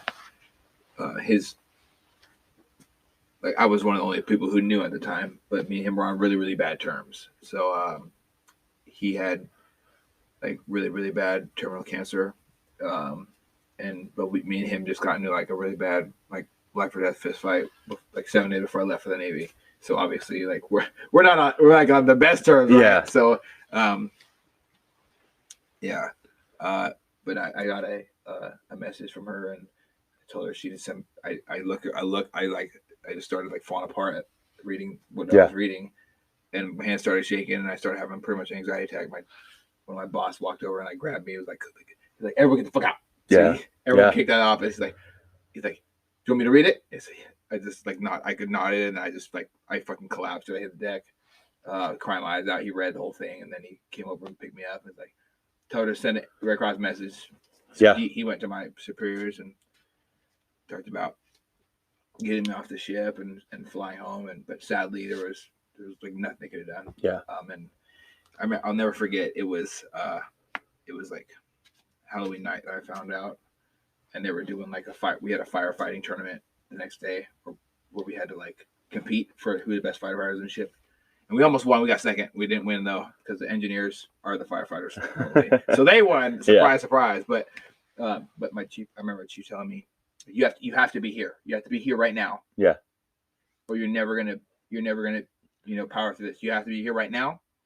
And then we're gonna. You need a task. As soon as this task is over. Yeah. Then we're gonna figure it out. Absolutely. And so as soon as I got that, I told him I would try my best. I did the task right.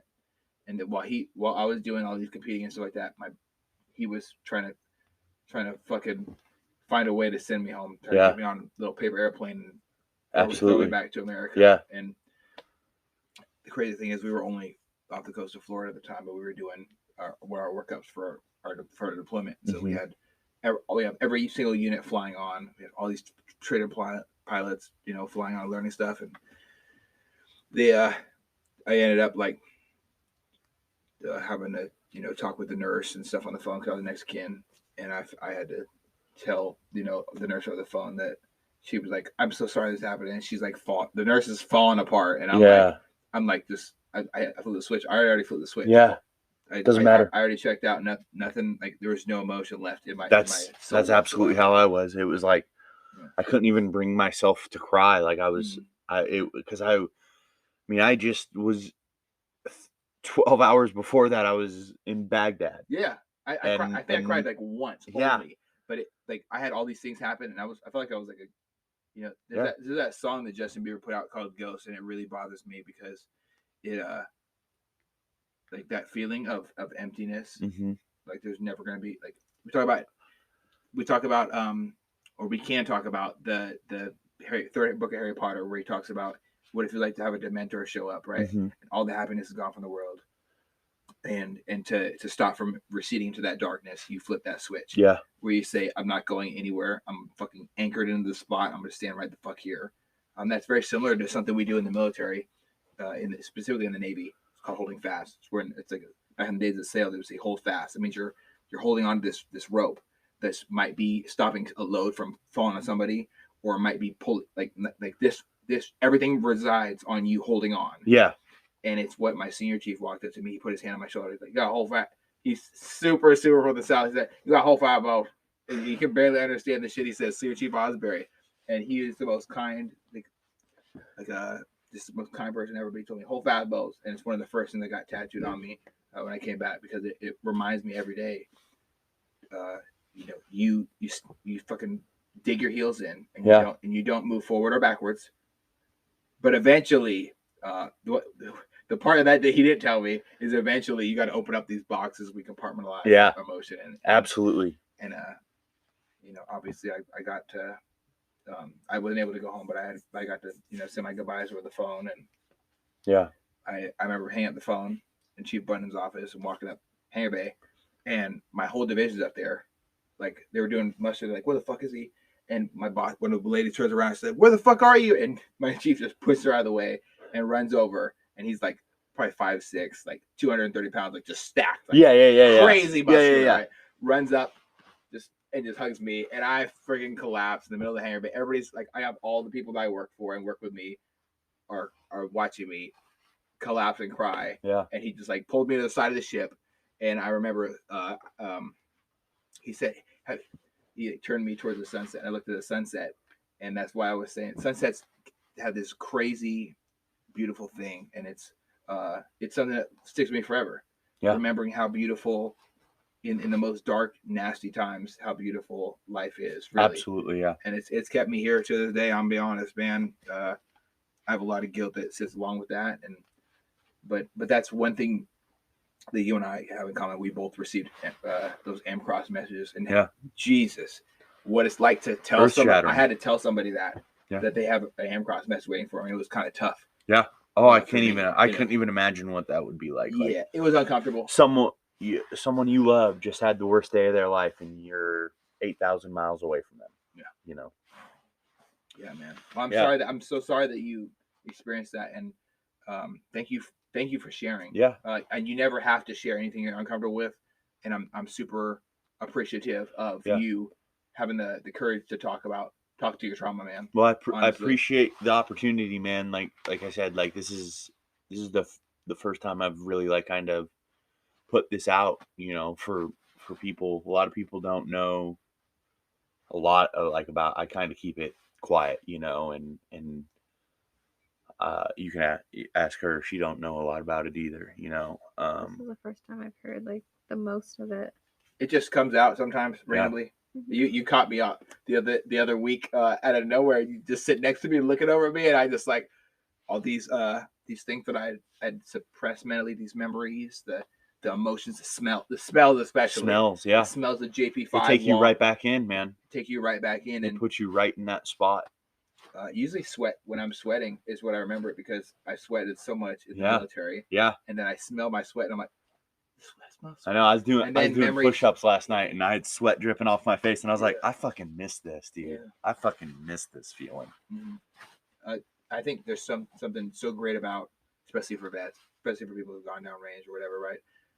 Exercising because of the release of dopamine, the real healing that happens right there. It's not something you can get off YouTube. It's not something you can snort off a table. Nope. It's not something you can shoot into your body. Man. It is absolutely so not. And believe me, I have tried, and it does not work. It will not. And all that stuff, it just helps numb it. And you don't want to numb it. You want to be able to deal with it and be able to live with it, you know, because you putting anything like that in your body is just going to send you to the grave faster. And it is not worth it. And it's definitely not what the military trained you to be, you know? Yeah.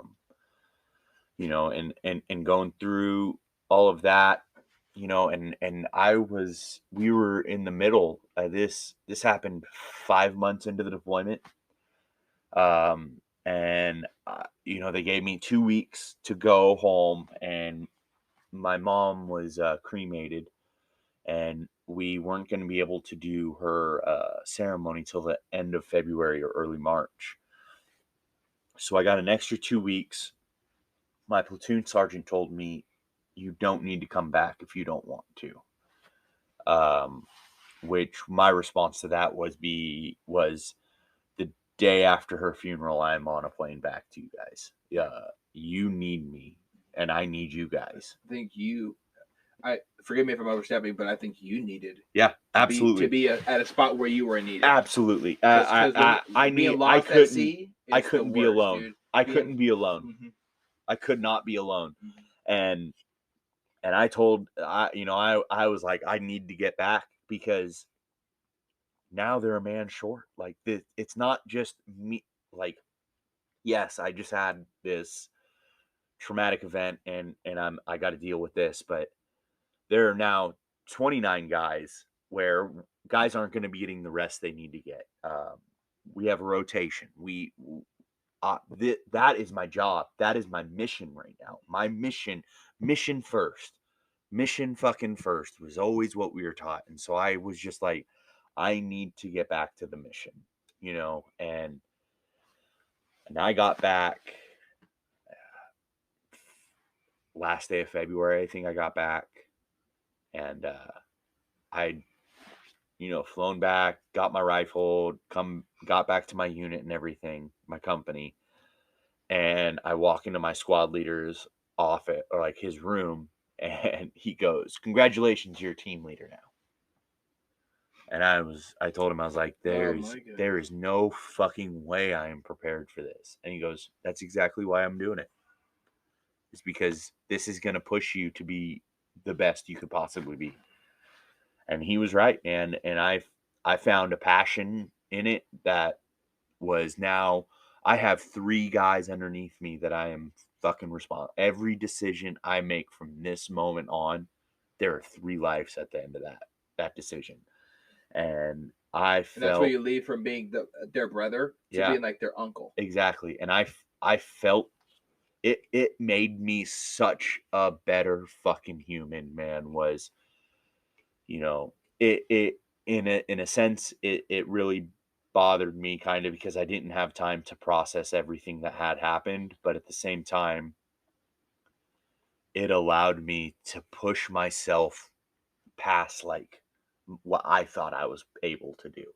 He knew, and I'm so thankful for Jeff Turcotte, man. He is probably one of the most cool, badass motherfuckers I have ever met in my life. And he was like Sergeant Buck, but like younger, cooler, faster, and just like he was so smart, man. He was a guy who was supposed to be SF, and his body couldn't handle it, and just, you know, he had these ways of tactical thinking and leadership abilities. I mean, I don't think I've ever met a better leader in my life than that guy. And for him to see that in me at that time, it was like I felt very privileged, you know, very that privileged. sense of validation. A lot of times we don't know we need it. Exactly. But that little bit of validation can drive one of your subordinates. Like this leadership 101, you can drive one of your subordinates to do great things. Me task, like I spent a lot of time in leadership roles, tasking people to do certain things. Like we're not a life or death situation, so it's easy to make mistakes and not have somebody's life at the end of it. Yeah. But there were times where if I made a mistake, everybody dies. Yeah. Or like these 4 people right here in this exact danger zone, the no-go zone we're in right now. This line's gonna come through and it's gonna rip them in half if I make a stupid decision. Yeah. So everything had to be perfect. Like I can tell you every single step of how to bring a bomb on board a ship between 2 ships, and everybody's job, from the top of the ship down to the people manning aft steering, just in case there's an emergency steering like issue. Like I can tell you every job. Yeah. But that leader, that trusting somebody, telling somebody, hey, you know what? I don't care what you were before this. You're one of my soldiers, one of my sailors, my Marines, whatever. You might, whatever the fucking Coast Guard calls their little bums. Yeah. But like, hey, whatever you are, puddle pirates. Puddle pirate, right? So whatever you are, now you're mine. I'm in charge of you. Yeah. But I'm trusting you to do this job. Now you're in charge of these other people, and I'm gonna go and try to get somebody else's job and learn more. Yeah. I trust you. Don't fuck this up, please. Yeah. For the love of God, please don't fuck it up. Yeah, please. Please don't fuck it up. Mother of God. Yeah. And it's so great. So this second deployment's obviously very difficult for you. Yes. But this great thing turned out of it. You became a team lead. Yeah. So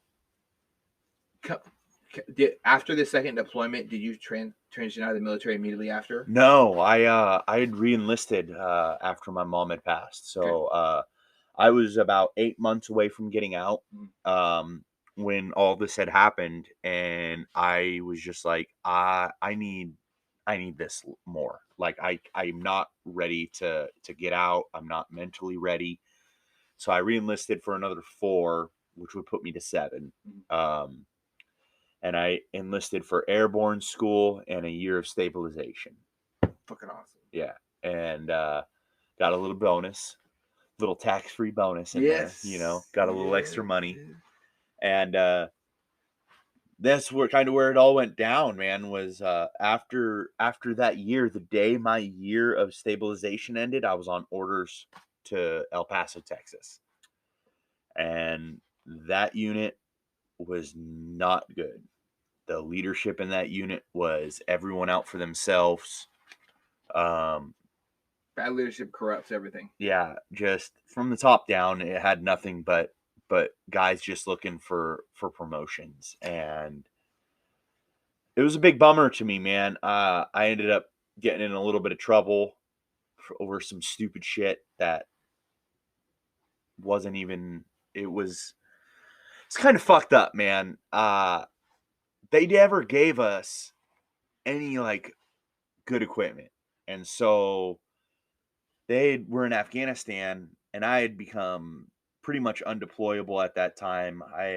I would with firefights and getting loud explosions, my left ear was pretty fucked up. I couldn't hear anything out of it. I had this gunk going on in there, and I ended up failing a hearing test 2 days before we were supposed to get on the bird to Afghanistan, and they pulled my deployment packet. Okay.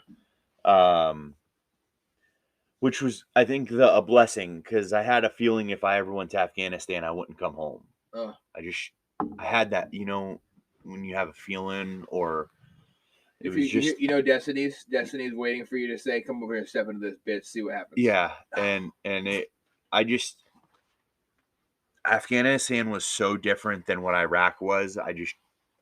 That's either me just being like a bitch, or it's just, what I kind of felt at the time. I'm not too sure on what side it is, if I was just scared, or if, something about Afghanistan didn't sit right with me. And I failed a hearing test, and I ended up having to have a couple head surgeries, 2 5-hour head surgeries on my left ear, where they took all the cartilage out, and I have something called discretion, where past your inner ear canal, I got debris in my ear, and they had to pull it all out, like my whole ear canal. They had to fold it over, and they had to go in and scrape it out, because once you get past like the ear canal, it's just membrane, it's not skin. And so what discretion it's this gunk that starts to form. It's like a mucus, and it tries to eat the debris that's inside there. But since it's not on skin, it doesn't really understand what's happening, and it just continues to create this mucus. And this mucus is bone deteriorating, because it's your body's like self-defense mechanism. Kind of like cancer. Absolutely. And That's terrifying. So I would stick my finger in my ear, and this like green goop would come out of my ear. What? And it smelled like death. And I mean, I would have people who wouldn't want to stand next to me inside a room because it smelled so bad. I'd go to the ER even when I was stationed in Georgia before I PCS'd, I would have this massive ear pain. And I'd go in there, and I'd be like, something's wrong. I have this. And I would go in there, and I'd pull it out, and my entire pinky would be green, like a puddle of green on my finger. And I'm like, this is not swimmer's ear. There's something going on in here. Nothing. No, it's swimmer's ear. Here's some eardrops. And I finally failed that hearing test. They sent me to an ENT specialist, and he goes, we need to do surgery immediately. Oh, thank God somebody paid attention. And thankfully I was 25 at the time. I was still under my dad's health care. So I got to fly home to Kaiser and have a Kaiser doctor do the surgery, and not a military doctor. Because at that point, I didn't trust any of them, because it's like, I've been trying to tell you guys this for almost 2 years now. Well, you know what they say, free healthcare might always not be what it looks like. Right. However, I mean, and I'm just talking about my experience with the military. Everybody has a different experience, right? That is absolutely terrifying, dude. Absolutely. So do they end up saying that, okay, this is it for you in the military at that point? It pretty much got to where I was never going to be deployable again. Oh. And so you were, what is it called? And I just kind of, I was with the unit I was at the time, and everything I had going on with getting in trouble, I was just like, I'm going to ETS. I'm just going to get out. And so that's what I did. That was in 2012. And so I did my last year and a half there, kind of. I'd let them know.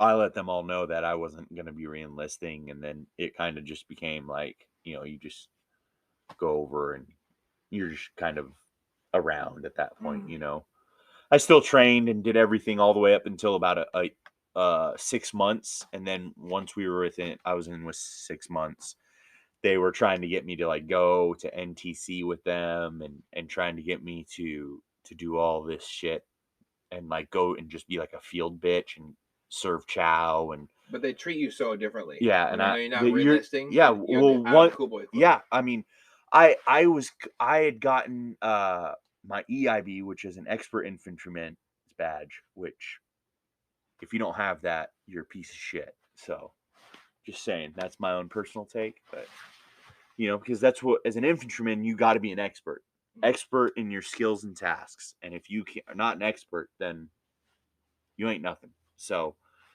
got my EIB, and I had my choice of any school I wanted to go to. So I picked air assault, which I got, and so that was pretty cool. Was being able to rappel out of Blackhawks. And then after that, I tried to go to sniper school, and I'd come down on orders for El Paso. And they said that I had like my sniper school packet. I was getting ready to start making my ghillie suit. And then they pulled my fucking spot because they were like, we're not going to pay you. We're not going to spend the money on sending you to sniper school when you're just going to go use those skills in a different unit. We'll let another unit pay that. We're not going to spend our unit budget on that. Yeah, you know, politics. it was just nonsense, like, man. Got so political, and I was just like, dude, I don't like shit like that. You know, it's like, I mean, I get where they're coming from because, you know, it's their budget, and you know, I got to be readiness with them, but it's at the same time, we're always taught one team, one fight, and now it's not one team, one fight. Now you're a leper because you're not going to be here anymore. Yeah. So go get me this. It's a mess, man. Yeah. It's an absolute travesty. Yeah, absolutely a crazy mess that comes with getting told that you're not a serious asset to the military anymore. It was difficult for me to mentally understand me leaving my camaraderie. They treated me differently. So you know what I did? I revolted against every single bad leader. I let everybody know I was leaving. There was an open investigation into the sexual harassment of every single one of my female sailors.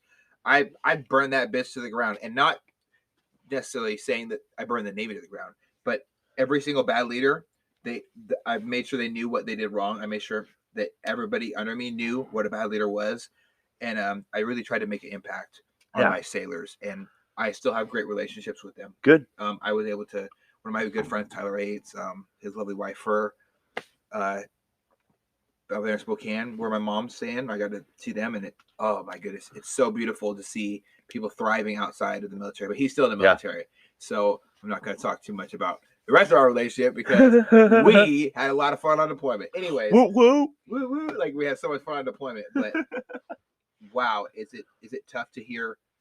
You're just a fucking. You really realize you're just a body. Yeah. I think this is where a lot of people have started to develop things like, it's not spoken about, separation anxiety. Yep. It's we don't talk about it. We don't call it that. Even our therapists know we don't call it that. Separation anxiety. Here, we literally slept in the shittiest situations. We were together in the shittiest situations. We could have died together, and I wouldn't give a fuck because we just spent all this time together. Yeah, and you're going through it together. And then you're alone. You're on a fucking plane somewhere. You're alone. And you're alone. Yep. Completely. Absolutely alone. Everyone that you have gone through training with, every horrible situation, every high, every low, every in-between, everything, those people are now hundreds of miles away from you and doing their own thing at that point. And then they get out, and then they're hundreds even more miles away. And my final day was February 5th, 2014 was my final day, and I had 60 days of terminal leave saved up, so I took 60 days, and my overall final date was March 24th, 2014. And so my dad had flown out, and I picked him up from the airport, and he didn't know, but I had already finaled out. I was ready to go. I picked him up from the airport. We drove on base. I signed out of my barracks room, and I said, "Are you ready to drive home?" And we drove 17 hours back home that day, and got out and started working as a civilian, man. It like honestly didn't really, I didn't even really like know what was coming, like The storm's there. it's like, yeah, but it's like way offshore Mhm. and you're like watching it and then all of a sudden it's onshore. You're alone. You don't have your battle buddies. You don't have your fire team. You don't have the barracks anymore, which the barracks for us were mecca. It was, hey, I'm having a bad night. You go knock on your buddy's door. We're gonna sit up all night. We're gonna drink and we're gonna get through this all together. And now it's, you're alone. You got no one. You having a hard time? Well, I got to work tomorrow, so you got to go through this alone. So you're alone, and it's not that way in the military. When you're having a rough day, you're within arm shot of 100 other guys that are willing to be there for you, whether they're in your company or not. And you quickly realize when you get back into civilian life that it doesn't, it's not that way anymore. It's a lot of, I don't want to say selfishness, but it's almost, it feels that way. It's, oh, well, I work at 7 in the morning or 8 o'clock, 9 o'clock. So I can't stay up with you. I can't talk with you, or the fact that you can't even just open up to these people because you feel like you're going to be judged for opening up to people. Mhm. I can't tell you, I've been out now since 2014. It's 2022. So what is that? 6, 7, 8 years now. I open up to certain people and instantly I can see from their facial reactions that I'm turning them off, or what I'm saying is way too much for them to process. And that is very difficult when these are the people that were your friends before and now you have a real issue and they're like, what do you mean, what are you saying, like, you feel like what? And you quickly start to feel like you're alone, Or and that something's wrong with you. yeah, like I'm a problem because of what I went through, Yeah, and it's been years. I came back and it was like years before I even talked to people about me being in the military at all. Yeah. People ask what it's like. I'm like, I just do what I'm told. Yeah. I wouldn't even talk. I wouldn't, not even a shred. Like everyone was like, "Oh, sorry, hear about your daddy." Yeah, it's all right, man. Yeah. I just clam up, not Yeah. talk, and I didn't realize how damning that would be. Yeah. Later on. Yeah, absolutely. Like, I mean, I would be the same way with my mom. They're like, "Oh, you lost your mom," and it's like, yeah, it's just something I don't really talk about, or see that's the thing. When I hear that, I get so scared. Yeah. For that person. Yeah, Because I know absolutely. exactly what they're doing. They're just saying, just shove this a little bit Yeah. deeper down inside of me. Yeah, Like, you mean my mom? I don't really talk about that when she passed away. It's like, Yeah. oh, well, I think you should. Yeah. And Or that other people. And the other reason it scares me is because other people haven't made you feel comfortable to talk about it. yeah, And not that because they don't, not because they're not willing to try, not because they're not trying, right? yeah, It's because there's just, they think some things don't line up. yeah. It's like a clock. If the Yeah. cogs are off, yeah, Absolutely, every time. absolutely. Because there are a lot of people that they're just trying to get information on you, Mhm. or like Or have they're something to talk about. exactly, something they could say to someone else about something. Mhm. And so you kind of get to feel like you're pretty alone, if you don't have a battle buddy, which means, if you're serving and you're going through anything right now, reach out to people. Make sure you got your battle buddies, and whether you're 1,000 miles away or 2 miles away, we all are here for you.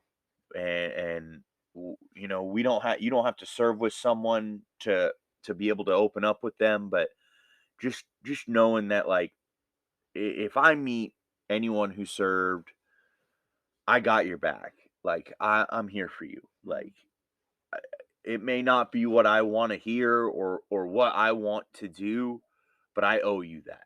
Just like, you know, you put your life on the line, you didn't need to do that, but I'm here for anyone. And so anyone who's struggling, that's listening or anything, don't ever hesitate. Please. It's honestly, it means nothing.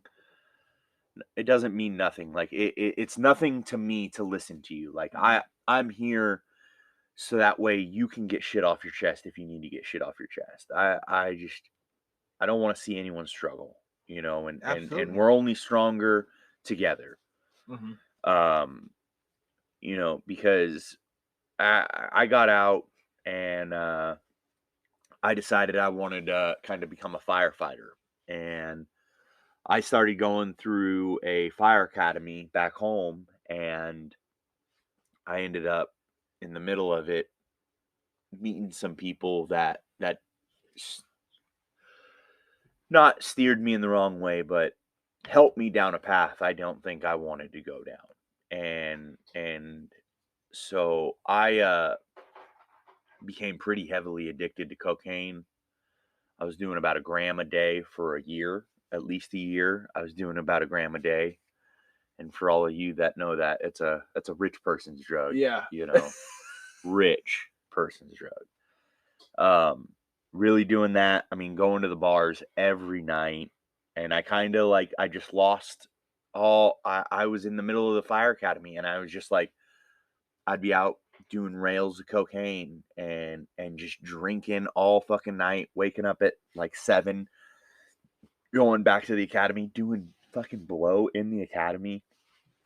Just not right. Not good. And if you're doing anything like that, please reach out to someone, because I would rather help you before you went down the path I went down, and just know you're not alone. That's it. Just know you're not alone, and it's okay to fail. It's okay to fuck up, but we got to understand our fuck ups, and we got to make sure we get better. So I started doing cocaine, was doing that for a long time. My family knew I was doing it, and they were pushing me really hard not to do it and to kind of stop, you know, but I just, they were all, you know, it felt so judgy, you know, it's like they kept making me feel like something was wrong with me for kind of doing this. And what they don't know is it was making me subdue all the pain I had gone through, and all the loss that I had experienced. That's how I was like pushing that ball down underneath water, you know, like that's what I was using to kind of keep that ball down. And then, you know, that didn't work well enough. I started doing crystal meth and smoking crystal meth, and it that is probably one of the worst things I've ever done in my life, was going through that and putting my body through that. Um, it's not good, you know. It was, it made things not hurt, but in the wrong way. And I'm thankful that I was only doing that for a few months, but there are people who were going through it a lot worse. And you know, it's okay.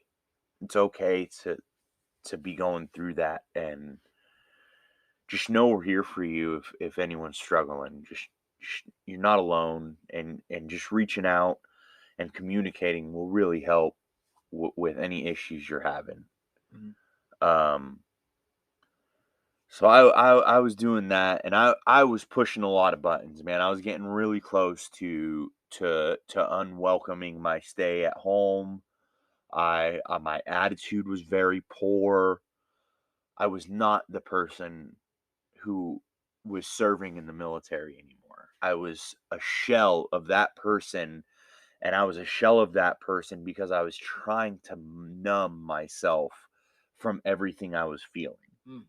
And I ended up I ended up kind of getting in trouble a little bit, getting caught smoking at an apartment complex, and it was like a warning, and it didn't really hit. And I was very lucky at the time because I didn't end up having to go to jail or anything like that. And I really wish I would use that as my wake up call. But, you know, we're only ready to get help when we're ready to get help, when you want it. That is exactly what I was going to tap in and say right there, man. Because you talked about people reaching out. Yeah. Usually people reach out when they're at Yeah. the almost ready or the ready stage. Yeah. I had a great friend on here, Taylor Gardner, is in my my recovery series, and it was just overwhelming hearing how many times he went through the ringer, man. It was multiple times him going to rehab. Yeah. That it took him. It was Yeah. multiple times trying to find the right thing to help him see that there is life outside of it. Yeah. And his main message was, once you do reach out for help, it might not be that time. Yeah. But persistence. Absolutely. Because everybody knows there's like what's coming down from highs, like there's huge feelings of regret, anxieties, nausea. Nausea is a huge one. Headaches, psychosis issues, right? All these things that come with doing any drug that alters your mental state. Yeah. And coming down from it is really difficult, and staying off it when you're jonesing is tough, right? Yeah.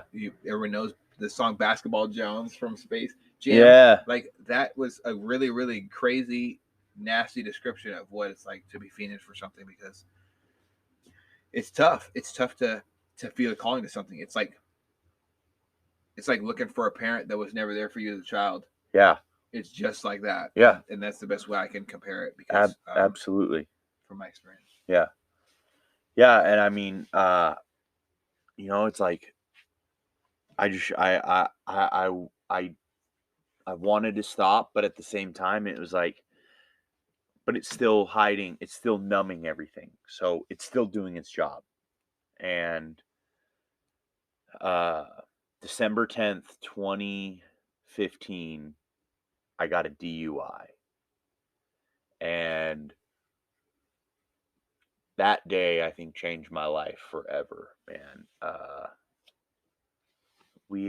I drove up to this place called Twin Sisters back home. It's like this little hilltop, and it overlooks all of Fairfield, where I'm from. And I was up there, and it was raining, and I had like a little baggie of blow left, and I did it while I was up there. And I mean, I was probably pretty fucking hammered, The thing about cocaine is it doesn't make you feel like you're hammered anymore. It's like you could quote unquote clears you up. Yeah, I mean, you could drink and drink and drink and drink, and if you got a little bump, man, if you feel sober, like everything you do feels sober. Yeah.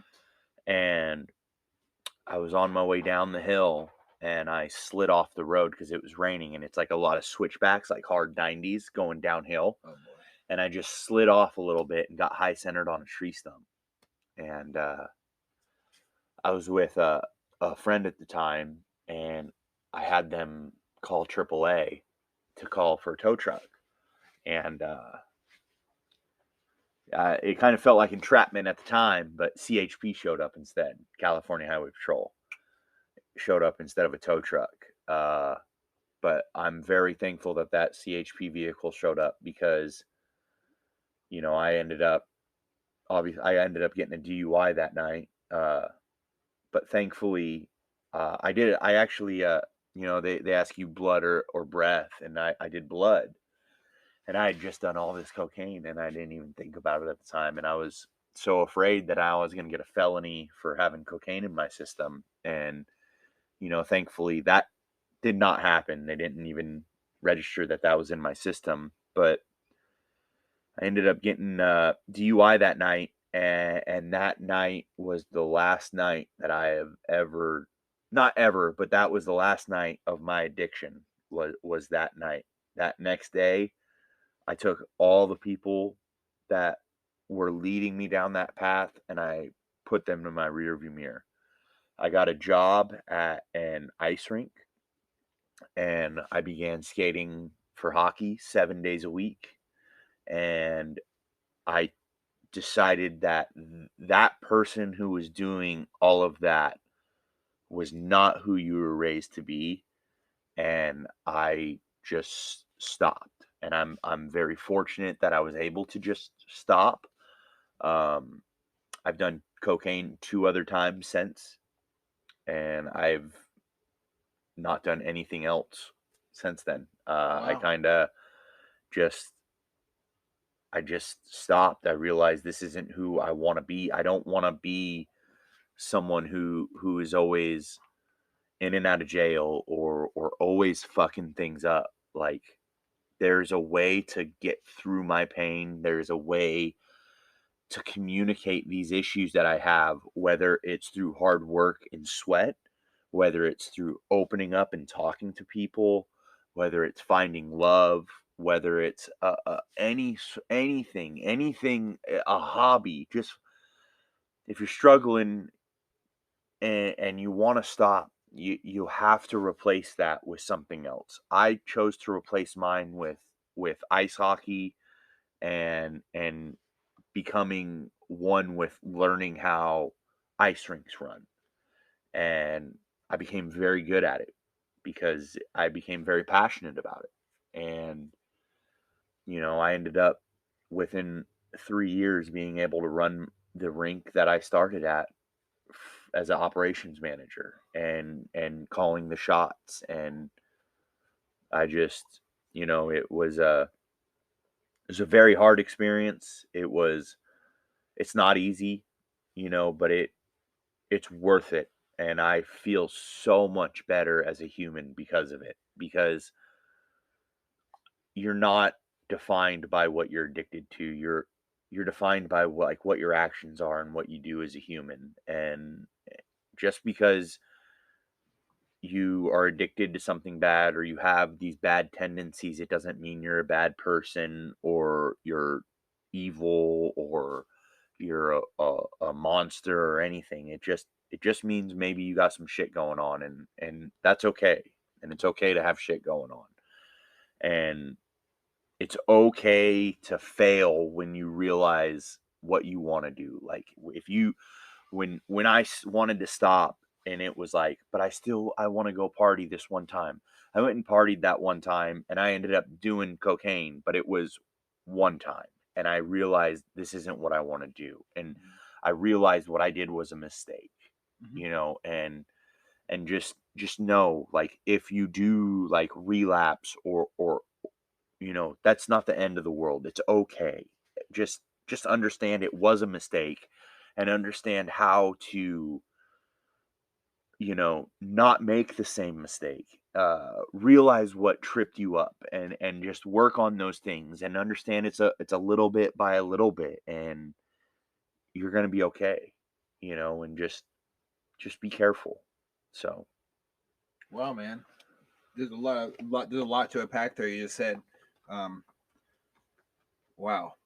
There's so many times I've had conversations with people and asked them, like, what was the key? What was the gift that you were given through this out of the world, where you had an out of world experience, out of body experience? What was it? Did you have a scary time? Did you almost die? Did you die multiple times? yeah. Everyone had their different experiences of why Yeah. they stopped. Yeah. Willpower. Yeah. Willpower is amazing, right? And you having the willpower to say, fuck no, Yeah. I'm not doing this anymore. Yeah. And one of my favorite motivational speakers says all the time, there's nothing more powerful than the human spirit. It's hard to kill the human spirit. Yeah. Like, how many times, and this might sound out of touch, but I'm just going to speak my truth and my experience. How many times have you met someone who's talked about committing suicide, but sometimes they haven't?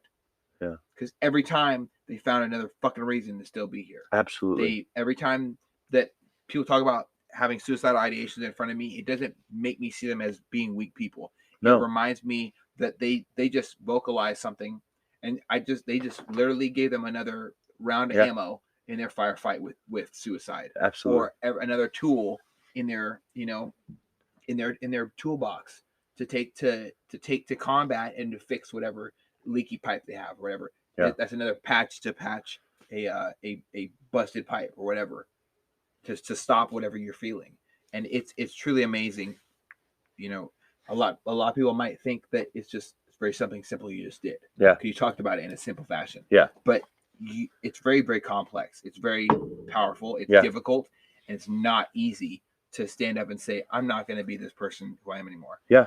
I've had friends who quit multiple addictions from being addicted to violent tendencies to being addicted to alcoholism to meth, cocaine, freaking heroin, to addicted to selling drugs, addicted to sex, addicted to pornography. Like, there's so many different addictions we can have as people, but the best thing we can be addicted to is being addicted to living life. Yeah. And you chose life over a life controlled by something else. Yeah. So Yeah. I really commend you for that, man. And I mean, like you said, I mean, it wasn't easy. I mean, I threw myself into hockey. I mean, I did everything I could to one thing about hockey for me is it's so much like the military in the sense of the only way you win is by a team. It's a sport where you only have a certain amount of time on the ice or a certain amount of time in the game, and then you're relying on everyone else to do their job. And when you're on the ice, it is 110%, 110% of the time. There is no coasting. There is no downtime. Even if you don't have the puck, even if you're not in the play, you are playing defense, you're back checking, you got this going on, your violence level. I mean, it's aggression, it is physicality, it's everything. As a goalie, there's always someone trying to get this little black thing, and they're trying to smack the living shit out of it. I mean, in your direction. 70 to 80 miles an hour just for us beer leaguers, I mean, I've been working with the Kraken a little bit and a little bit with the Seattle Thunderbirds. And I mean, these guys are shooting the puck at 80, 90, 100 miles an hour. And I mean, it is. I'd probably give it a good 30 if I yeah, threw whack. Yeah, right. That's what I shoot at. But it's, it's like, there's so much that goes into it, man. And I used that. I used that as my crutch to get off of what I was doing. And awesome. It was difficult, but at the same time, I replaced that with something I love to do. And I mean, you can love to do anything. I mean, drawing, anything. I mean, you can just find something you love, and there will be people out there that want to do it with you. I mean, you'll find a group of people that support you, that want to be around you.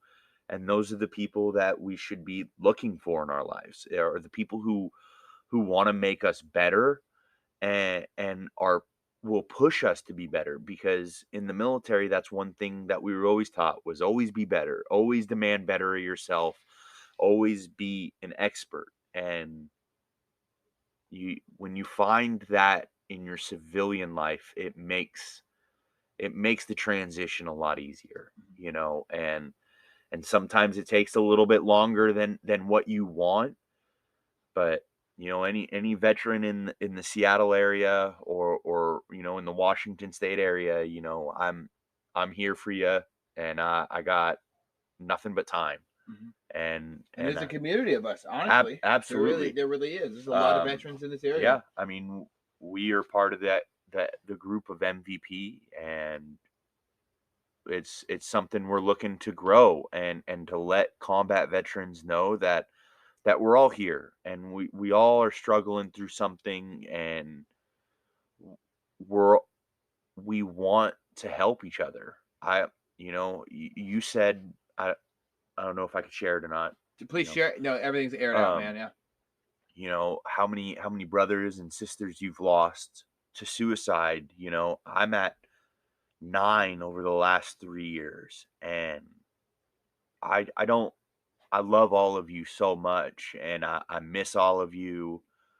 And I'm here for you guys. I know that we all don't talk a lot as much as we should, and this, that, and the other, but I'm just a phone call away, and I can be on any flight around the world at any moment for you, or I could be on the road to you at any moment. I love you guys all, and I don't want to see anyone think that they're not worthy, because you are all worthy of living a beautiful life. And times get tough, very tough, extremely tough. The toughest maybe you've ever experienced, even in the military. They get tougher when you get out, and just know it's okay. It's okay to be able to go through tough times, and you're not hurting anyone by asking for help, or asking someone to listen to you. And You're not a burden either. No, never a burden. It's never a burden. And a lot of us find joy in talking with you guys that are struggling. Because a lot of us have gone through similar situations, and we maybe see things in a different way that you're not seeing right now because of what you're going through. Or you may not think there's a light at the end of the tunnel. And believe me, I've been where you're at, and there is a light, and it gets brighter and brighter the more we work through it. And just know things will get better. It may not be better right now. It may not be better next week, but shit will get better for you. 100%. And we are one team, one fight. I'm a firm believer in that. I say it all the time. When one fail, we all fail. Just all of those things you were taught in the military, it still applies to all of us. I have no problem staying up late and talking to anyone about anything. I may not understand what you're saying, but I'm here for you to explain it to me, and I want to learn. And a lot of times we don't even need somebody, honestly, to understand. We just need somebody to be willing to listen. Ears and no judgment. There will be no judgment. Believe me, I was doing crystal meth. All right, so it's there's no judgment at all, man. I just want you to be okay, and just know you are loved. That at the end of the day, I'd love for that message to get out. It's like, just know you're loved. So that's one of the most important messages that I've been able to share with other people. And it's been if I could tell you what it's like to try to go to bed after talking to somebody about being in a war zone, I'm going to probably be up. I'm going to probably maybe sleep for 25 minutes, and then I'm going to wake up, and my wife's going to be passed out next to me. And I'm going to look at my dogs in my room, and I'm going to look at and stare at the ceiling and think, wow, what was it like to be Shawn in a military environment overseas? And I'm going to think about your sergeants that had serious impact on you, those great leaders. And we find these great things like father figures that we didn't know we needed, or uncles that we didn't know we needed, that we had in the world that had no idea what we looked like when we were growing up. Different colors. They weren't there to push us on the sling or whatever, right? Yeah. And this person has no blood relation. No, they never even give a fuck about my possible existence. Yeah. But they love you more than you ever thought you could love it. A stranger could care about you. And we're told as children, don't talk to strangers or whatever, right?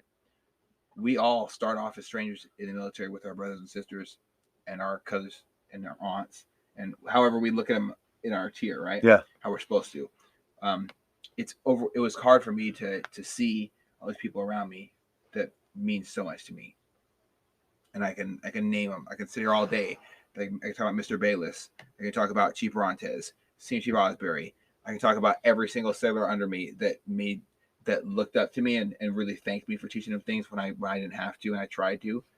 And how they made those nights where I stayed up, and every 2 hours I set an alarm. I set it for 15 minutes and went to sleep for years to make sure I advanced every time. Yeah. When nobody else was advancing, everybody else was failing the test, I was passing every test and passing everything because I had a crazy regimen in my life. I gave up sleep just so I could succeed, just so I could share my knowledge with somebody else. Hopefully they don't die on unwrap station next time. Mm-hmm. Hopefully they don't get their knee chopped off like that happened on a different ship when they were doing unwrap. Hopefully we know what to do. We know when to duck when we're doing unwrap with an Indian ship, because holy shit, they use polypropylene. Okay, that shit that floats in the water. That Yeah. shit that you could take a lighter and it melts. They use that shit to. Oh God! All right, polypropylene. Yeah, you know what? It might not be a big deal to other people, but it was a big deal to me when it almost ripped the head off of a 19-year-old girl who is like a third week on the ship, and she's from Indiana. Like I remember all these people, and all the lessons that I got about how people dealt with me when I was going through a tough time with my Red Cross message led to me being able to tell other sailors, you know, I hear what you're going through. Let's get the Red Cross. Why don't you? I want you to do something. I want you to stop everything. Okay, everybody get the fuck out of the office. And they're like, well, just shut the fuck up. Get out of the office. Yeah. You go in there. You send your message, and when you're ready to come out, come out. Yeah. And sometimes it was 5 minutes. Other times it was a couple hours and a lot of screaming, crying. And I had to send. Sometimes I had to send people to check our female petty officers to check on our deck girls. Yeah. Because it's not always appropriate or good for a male in a leadership role to console somebody in these times. And there's time and a place for things. We can't always be Captain Save a Friend. Yeah. I'm not gonna say Captain Save a Ho because it's not that. But we can't be there for everybody. Yeah. In the right way. Yeah, absolutely. Sometimes we do need to challenge these systems and say, you guys are horrible. You're burning this bitch down, right? And other times we need to let things go. But I'm thankful for me being able to have an impact on other people. Yeah. And suicide, man, it is a crippling reality that we face. Yeah. Mental health, people talk about it all the time. Yeah. And how fragile it is. Everything from anxiety to panic attacks to depression. Yeah. To suicidal ideations to suicide attempts and staying here anyways because some people say in a bad way they cowered out of suicide. Yeah. I think it's the polar opposite. I think they take the brave way. They said, I'm going to face life anyway. Yeah. Well, and you know, it's like, oh, I'm just going to commit suicide. And so you're putting your problems on everyone else at that point. And that's the hard part is like it's passing the pain, man. Exactly. And we don't want you to feel pain, but I hope you don't want to cause everyone else pain because that's how much you're loved is you're going to make everyone else question themselves, you know, and everyone else is going to feel like they failed you. And no, I don't want to see that for anyone, you know, like it devastated my job field's been, like I got injured right afterwards. And sometimes I think I'm thankful for like being out of work for 4 months after my buddy committed suicide, like clean out his apartment. I bit off more than I could chew, but I knew I had to be there. Like something told me like you have to help out the family. Yeah. They're flying from Philadelphia.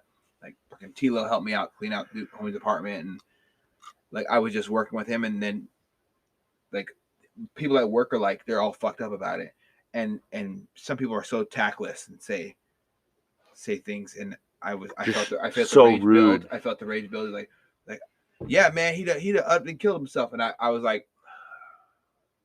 And I had a violent outburst. I've thrown things, and I was like, "Why? What is this? Is this supposed to be some drama? If you committed suicide, would you want people to just say, "Oh yeah, they just killed, they just committed suicide"? Like, just shut the fuck up. Yeah, have some fucking respect. Have some humanity. Yeah, you know, we're all very out of touch with reality, but it was tough for me to sit there and hold my tongue. Like I knew, God, I brought him to my job. I made him switch companies for a happier life and cleaned out his apartment. And I took care of drove his sister around to all the funeral homes. We found the right one. And like, I remember when she first walked in the apartment and the gut wrenching scream was really what like broke my soul. Like I don't want to hear, and this is what I tell people, like when they're really thinking about it and they're like, and I can't convince them and I'm running out of options, things to say to them. I'm not just going to tell somebody here, call it suicide hotline. I give up on you. Yeah. It's the last thing I ever want to do, make people do or feel. But sometimes I just have to tell them, like, listen, man, do you think I want to fucking clean out your apartment while your family wails in agony of the fact that you're not here anymore? Yeah. Like, is that the reality you want? Yeah. Because I'll do it. Don't want to. Yeah. Don't want to. Think about what you're doing. Think about what you're doing because this is exactly what's going to happen. I'm going to do it, and then I'm going to be fucked up for a little bit, and I'm going to be like distant in my relationship with my wife. my dogs are gonna act weird towards me because they know I'm fucking out. I'm gonna have to like be on the phone with somebody while I'm driving. Yeah. Everywhere I go for months, because I have to be on the phone with somebody or listen to something to drive. If I fucking have, like I happened the other day by accident, I had nothing going on the phone when I was driving home, and I had to like pull over because I was like fucking going through my thoughts, and I'm like, okay, Yeah. deep breathing exercises. We're here. Where are we at right now? Yeah. Just trying to let go of whatever happened before. Drive home. Yeah. Go home with your wife. Yeah. Drive home with your wife. But so many things happen about it. But it's the transition period is very hard for a lot of people. Yeah, for it a is. lot of reasons. Yeah. And it's not easy. And anyone who sells you the fake bill of goods saying it is easy when you get out, they're fucking lying to you. You know, And it's 2 weeks of TAPS class ain't it either. yeah. I mean, Jesus that's Christ. it is a completely different mentality, man. You go from wearing this uniform, being depended on, to almost feeling like you're nothing at that point. You know, You have no place. Yeah, you know, it's like you don't have a job. You don't know where you're gonna live. You don't know anything. It's like you're fresh out of the womb, and now be an adult. I think the worst thing for me was, oh, you're new here? Cool. It wasn't like, all right, I'm so glad you're here. Yeah. Hey, I need you to do this right here so that everything can go, so we don't die. Yeah. Or Yeah. I need you to do this so that everything can function normally. Yeah. It was just like, oh, you're here, cool. I wiped down I try not to be negative about it. I had a job at a restaurant, I was wiping down tables, like bussing tables and shit. Someone asked me, dude, you know you can do all these different jobs. Why are you wiping down tables in a fucking restaurant? And I hit rock bottom, dude. That was it for me. Yeah. I fucking lost my shit. I went home, I grabbed some alcohol because what do we do when we're trying to decompress? Fucking When drink. we're trying to feel normal, right? Trying to feel like society's normal, right? We drink, right? We're like, okay, well, this is what society does. We drink. We see it on TV. It's like, oh, I'm just gonna have a beer, and then it turns into like 6.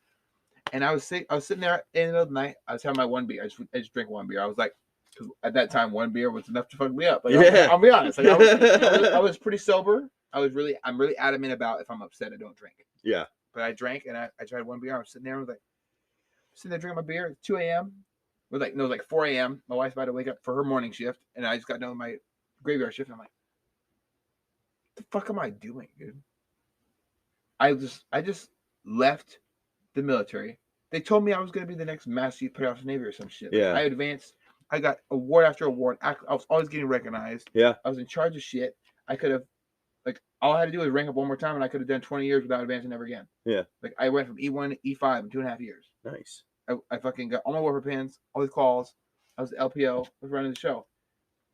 And I left it to wipe down tables for minimum wage plus tips. Yeah. And I was like, is this my fucking life? Yeah. Am I going to do this for the rest of my life? life? And my biggest concern, is this what everybody else is okay with? Yeah. What can I do better? I have that to this day, man. I have days where it's like, fuck, I deserve better than this. Or fuck, I can do better. I can sacrifice more. Absolutely. Let me go through the shit absolutely. so no one else has to. Absolutely. It's like I want to be better than what I'm doing. Every day it's like I can be better than this. I can be better than this.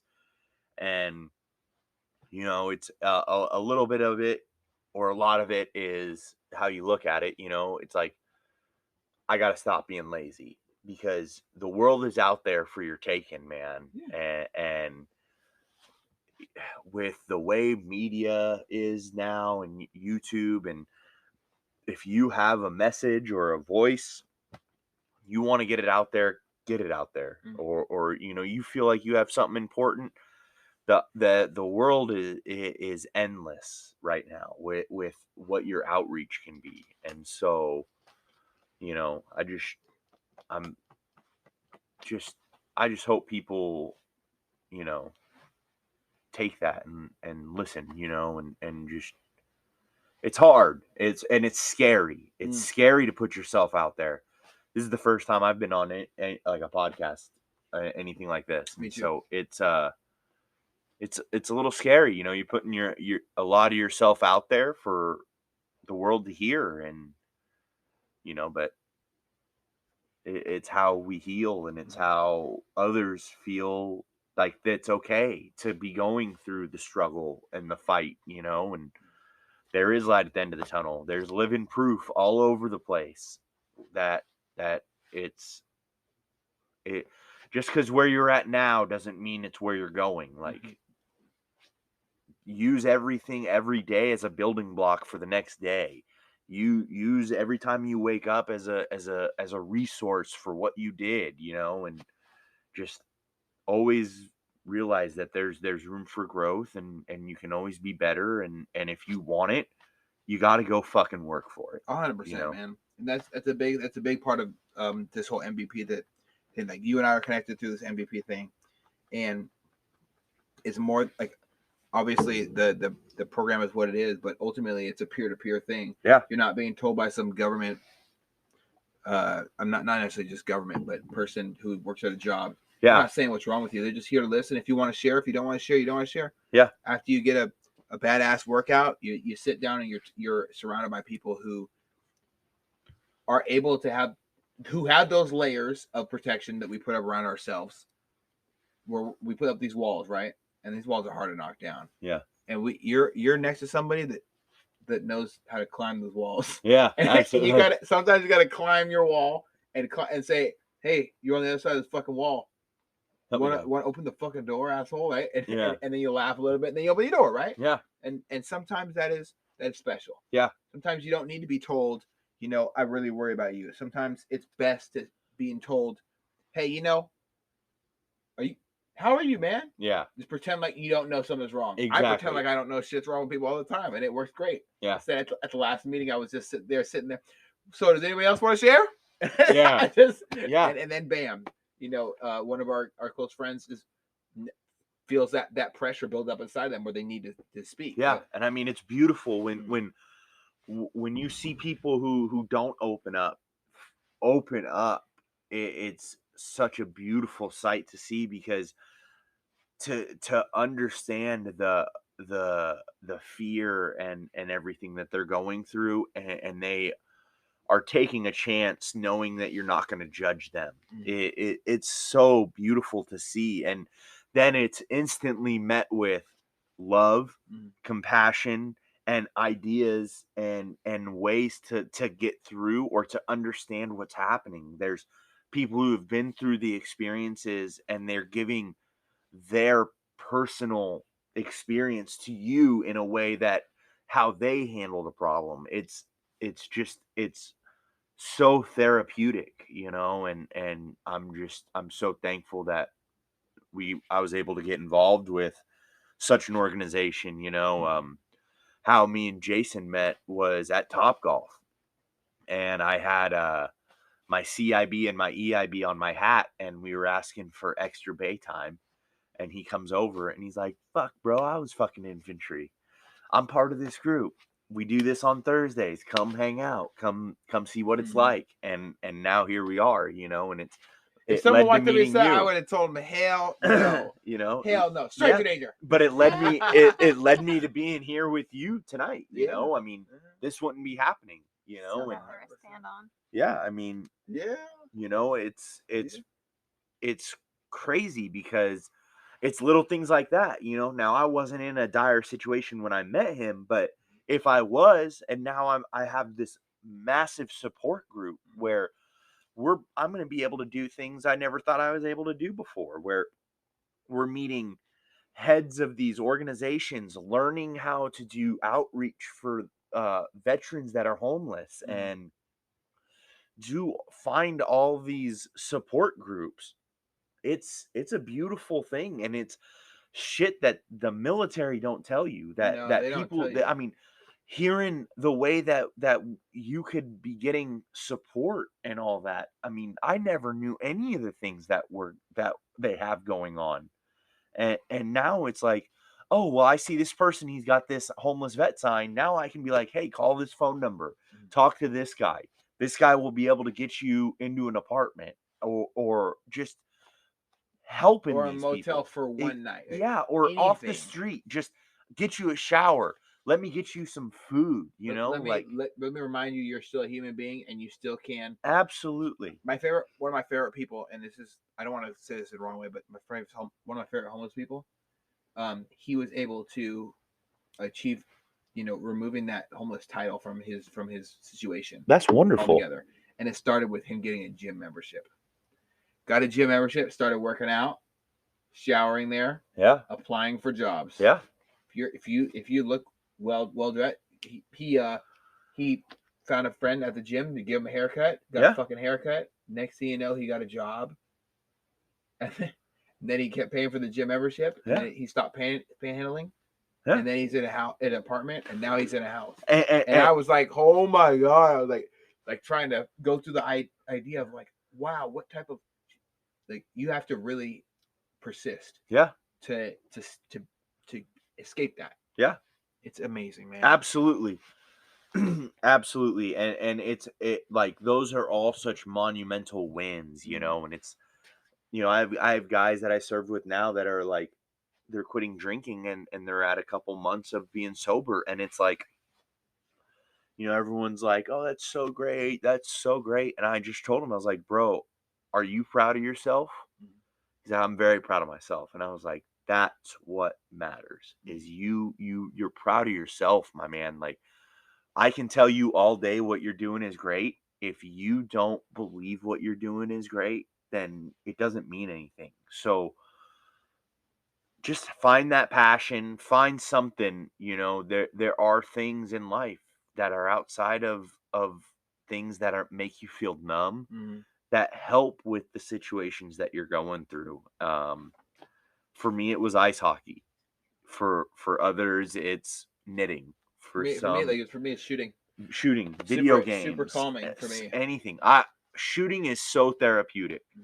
Throw something really fast at this object that's not, and then you hit the ping. Yeah. And then, oh, I did it. Good Yeah. job, Eddie. Yeah. And then you start challenging yourself with harder ways of doing it, going from completely holstered to how fast can I get on target? How fast can I empty my mag on a target? Or, can I do controlled pairs? Or you start putting these different tactics in, one thing I would love to do, I just don't know any ways of getting into it. I would love to create a like shooting course where it's like you go through and you can do buddy team live fires, you can do like 4-man fire team live fires, and you kind of do shoot houses, and you kind of get back into that tactical shooting, and just this something where it's like, we meet up once a month or something, and we go out into this range and we kind of just go do some battle drills, old school battle drills, and just the fundamentals. Thankfully, you've met me, because we'll talk about that off here for sure. But ultimately, you know what? You don't have to go any further, and you know what? It's really great, because I don't shoot guns to just shoot them for fun. I shoot guns to not die a little bit. Yeah, a little bit. Absolutely. Stronger. Like don't get dead is don't get dead. Don't get dead is a big one. Well, fuck, dude, you have truly an amazing journey that you've gone through so far, and I really want to have you on again to talk about specifically recovery, but also other stuff. I plan on it. We plan here at Off the Deep End expanding, and getting more microphones and sitting down with more vets. Yeah, absolutely. And I might do just an army podcast where we just have a bunch of people saying, oh my God, and then just doing the most ridiculous go army thing ever. Absolutely. But I really do want to commend you on a couple things. Sitting here listening to you. One, you speak really well. Two, being able to express yourself is great. I can honestly say, like, knowing that you go to a support group and you don't normally open up about a lot of stuff, because there's not a lot of stuff to open up for that you're comfortable with, and that's okay. But you opening up and talking about different things, it shows like you're someone I can say, you know what, he's gonna be all right. Like that's one thing I don't have to sit in a group of people where I'm worried about them. Yeah. You're not someone I have to worry about. You're someone I'm like, wow, you know what, he's somebody who's probably making sure everybody else is okay. Yeah. You're one of those people because you're so self-aware. Yeah. And you have obviously a great support system. You know what I'm Absolutely. saying? I have the best rock in the world. So Yes. she gets me, and I deserve her, but I don't deserve her. She's such a wonderful woman, and I can't even put into words like how grateful I am that I get to marry her. So, You guys pick a date yet? Huh? Pick a date yet? I think we were planning Veterans Day of next year, but our lease is up in August, so I think we want to do it before that. So, Okay. So, okay. Well, I look forward to that. But yeah, and you'll be getting an invite. Oh my goodness! Yes, sir. We're gonna go hard. I think us four are gonna be very good friends. Yeah, I think so. I know she's not here right now, but I wish she was, because damn, this was a great time. But I really want to thank you and her for making the trek up here. Yeah, absolutely. But there's one thing I have to say. What and it's more of a question. What is, if there was one thing you could say that really sums up what the words service and sacrifice mean to you, what would they be? Like how can you sum up what those words mean to you? Service and sacrifice means willing to put your life on the line for a cause that you may not agree with, but you know it's needed. Whether it's sacrificing your time away from children, having your children grow up without you. I can't tell you how many guys I went through that missed birthdays and Christmases and this recital, that football game for the sake of their country. Sacrifice just doesn't mean you lost someone. It means you've lost a part of yourself with all of that. And I think that, I wish that we cared more about the ones who did give their service and sacrifice, because I think it's like one word almost, without service, there is no sacrifice. Without no sacrifice, there is no service. 100%. It's like it kind of the families around it do sacrifice. Absolutely. As well. And it's not just the service member, it's the family. They're also doing a service and sacrificing, because now mom has to be mom and dad, and little Johnny doesn't get dad or mom around the house for a whole year or however long they're away. And that is it's a sacrifice on children that we probably don't even know what the full effect of that's going to be yet. Well, it looks like me. All fucked up. But aside, it's like, it's when you make that call to serve, and you're married or in have a family, it's you're all kind of making that commitment at the same time. And I don't think a lot of people really understand that, and they just think that, oh, he's going to be away, and then when he comes back, everything's normal. And that's kind of where it's really hard, and I hope that the leadership of all military branches will kind of start to take that a little bit more serious, and really understand that it's not just now you're home and we're back to normal. There almost should be counseling for both of them, for everyone, to kind of go through this readjustment, because like when I was overseas, it would be you driving in the middle of the road, you're hitting any vehicle that comes near you. If someone walks out in front of you, you don't stop. You run them over. Yeah. And now I need to go back to normal traffic laws just because now I'm on a different part of Earth.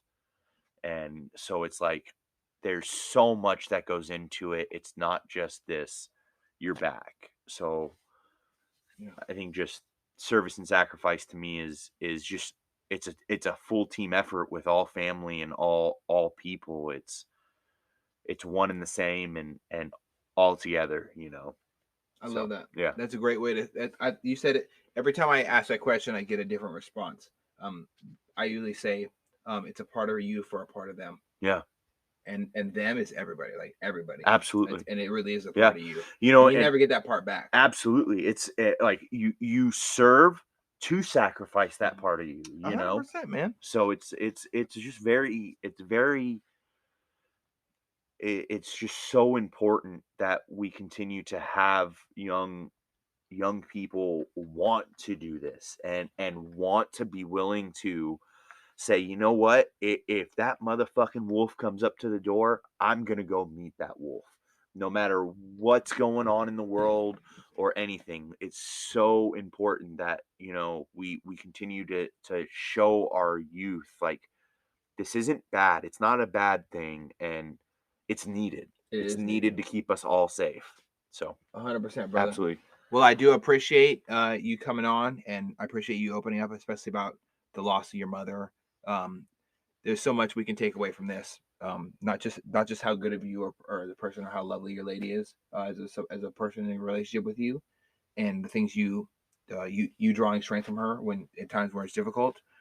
Seeing her reach out to you when you were talking through a tough time, it like I got the hair on the back of my neck stood up, because it's always overwhelming for me to see somebody really care about you when you're in a moment of need. Yeah. And it reminds me of how thankful that I am for my partner in my relationship as well. Yeah. But ultimately, it's just an overwhelming thing to see overwhelm. Absolutely. At all. Yeah. I love seeing people thrive in uncomfortable, tough situations. But I think that is a wrap, and I appreciate you coming on. Yeah, I appreciate it, and I just want to say thank you. Sorry if I rambled a little bit and got out of order or whatever, but I just want to say thank you, everyone, and have a wonderful day, guys. Absolutely. This has been another episode of Service and Sacrifice.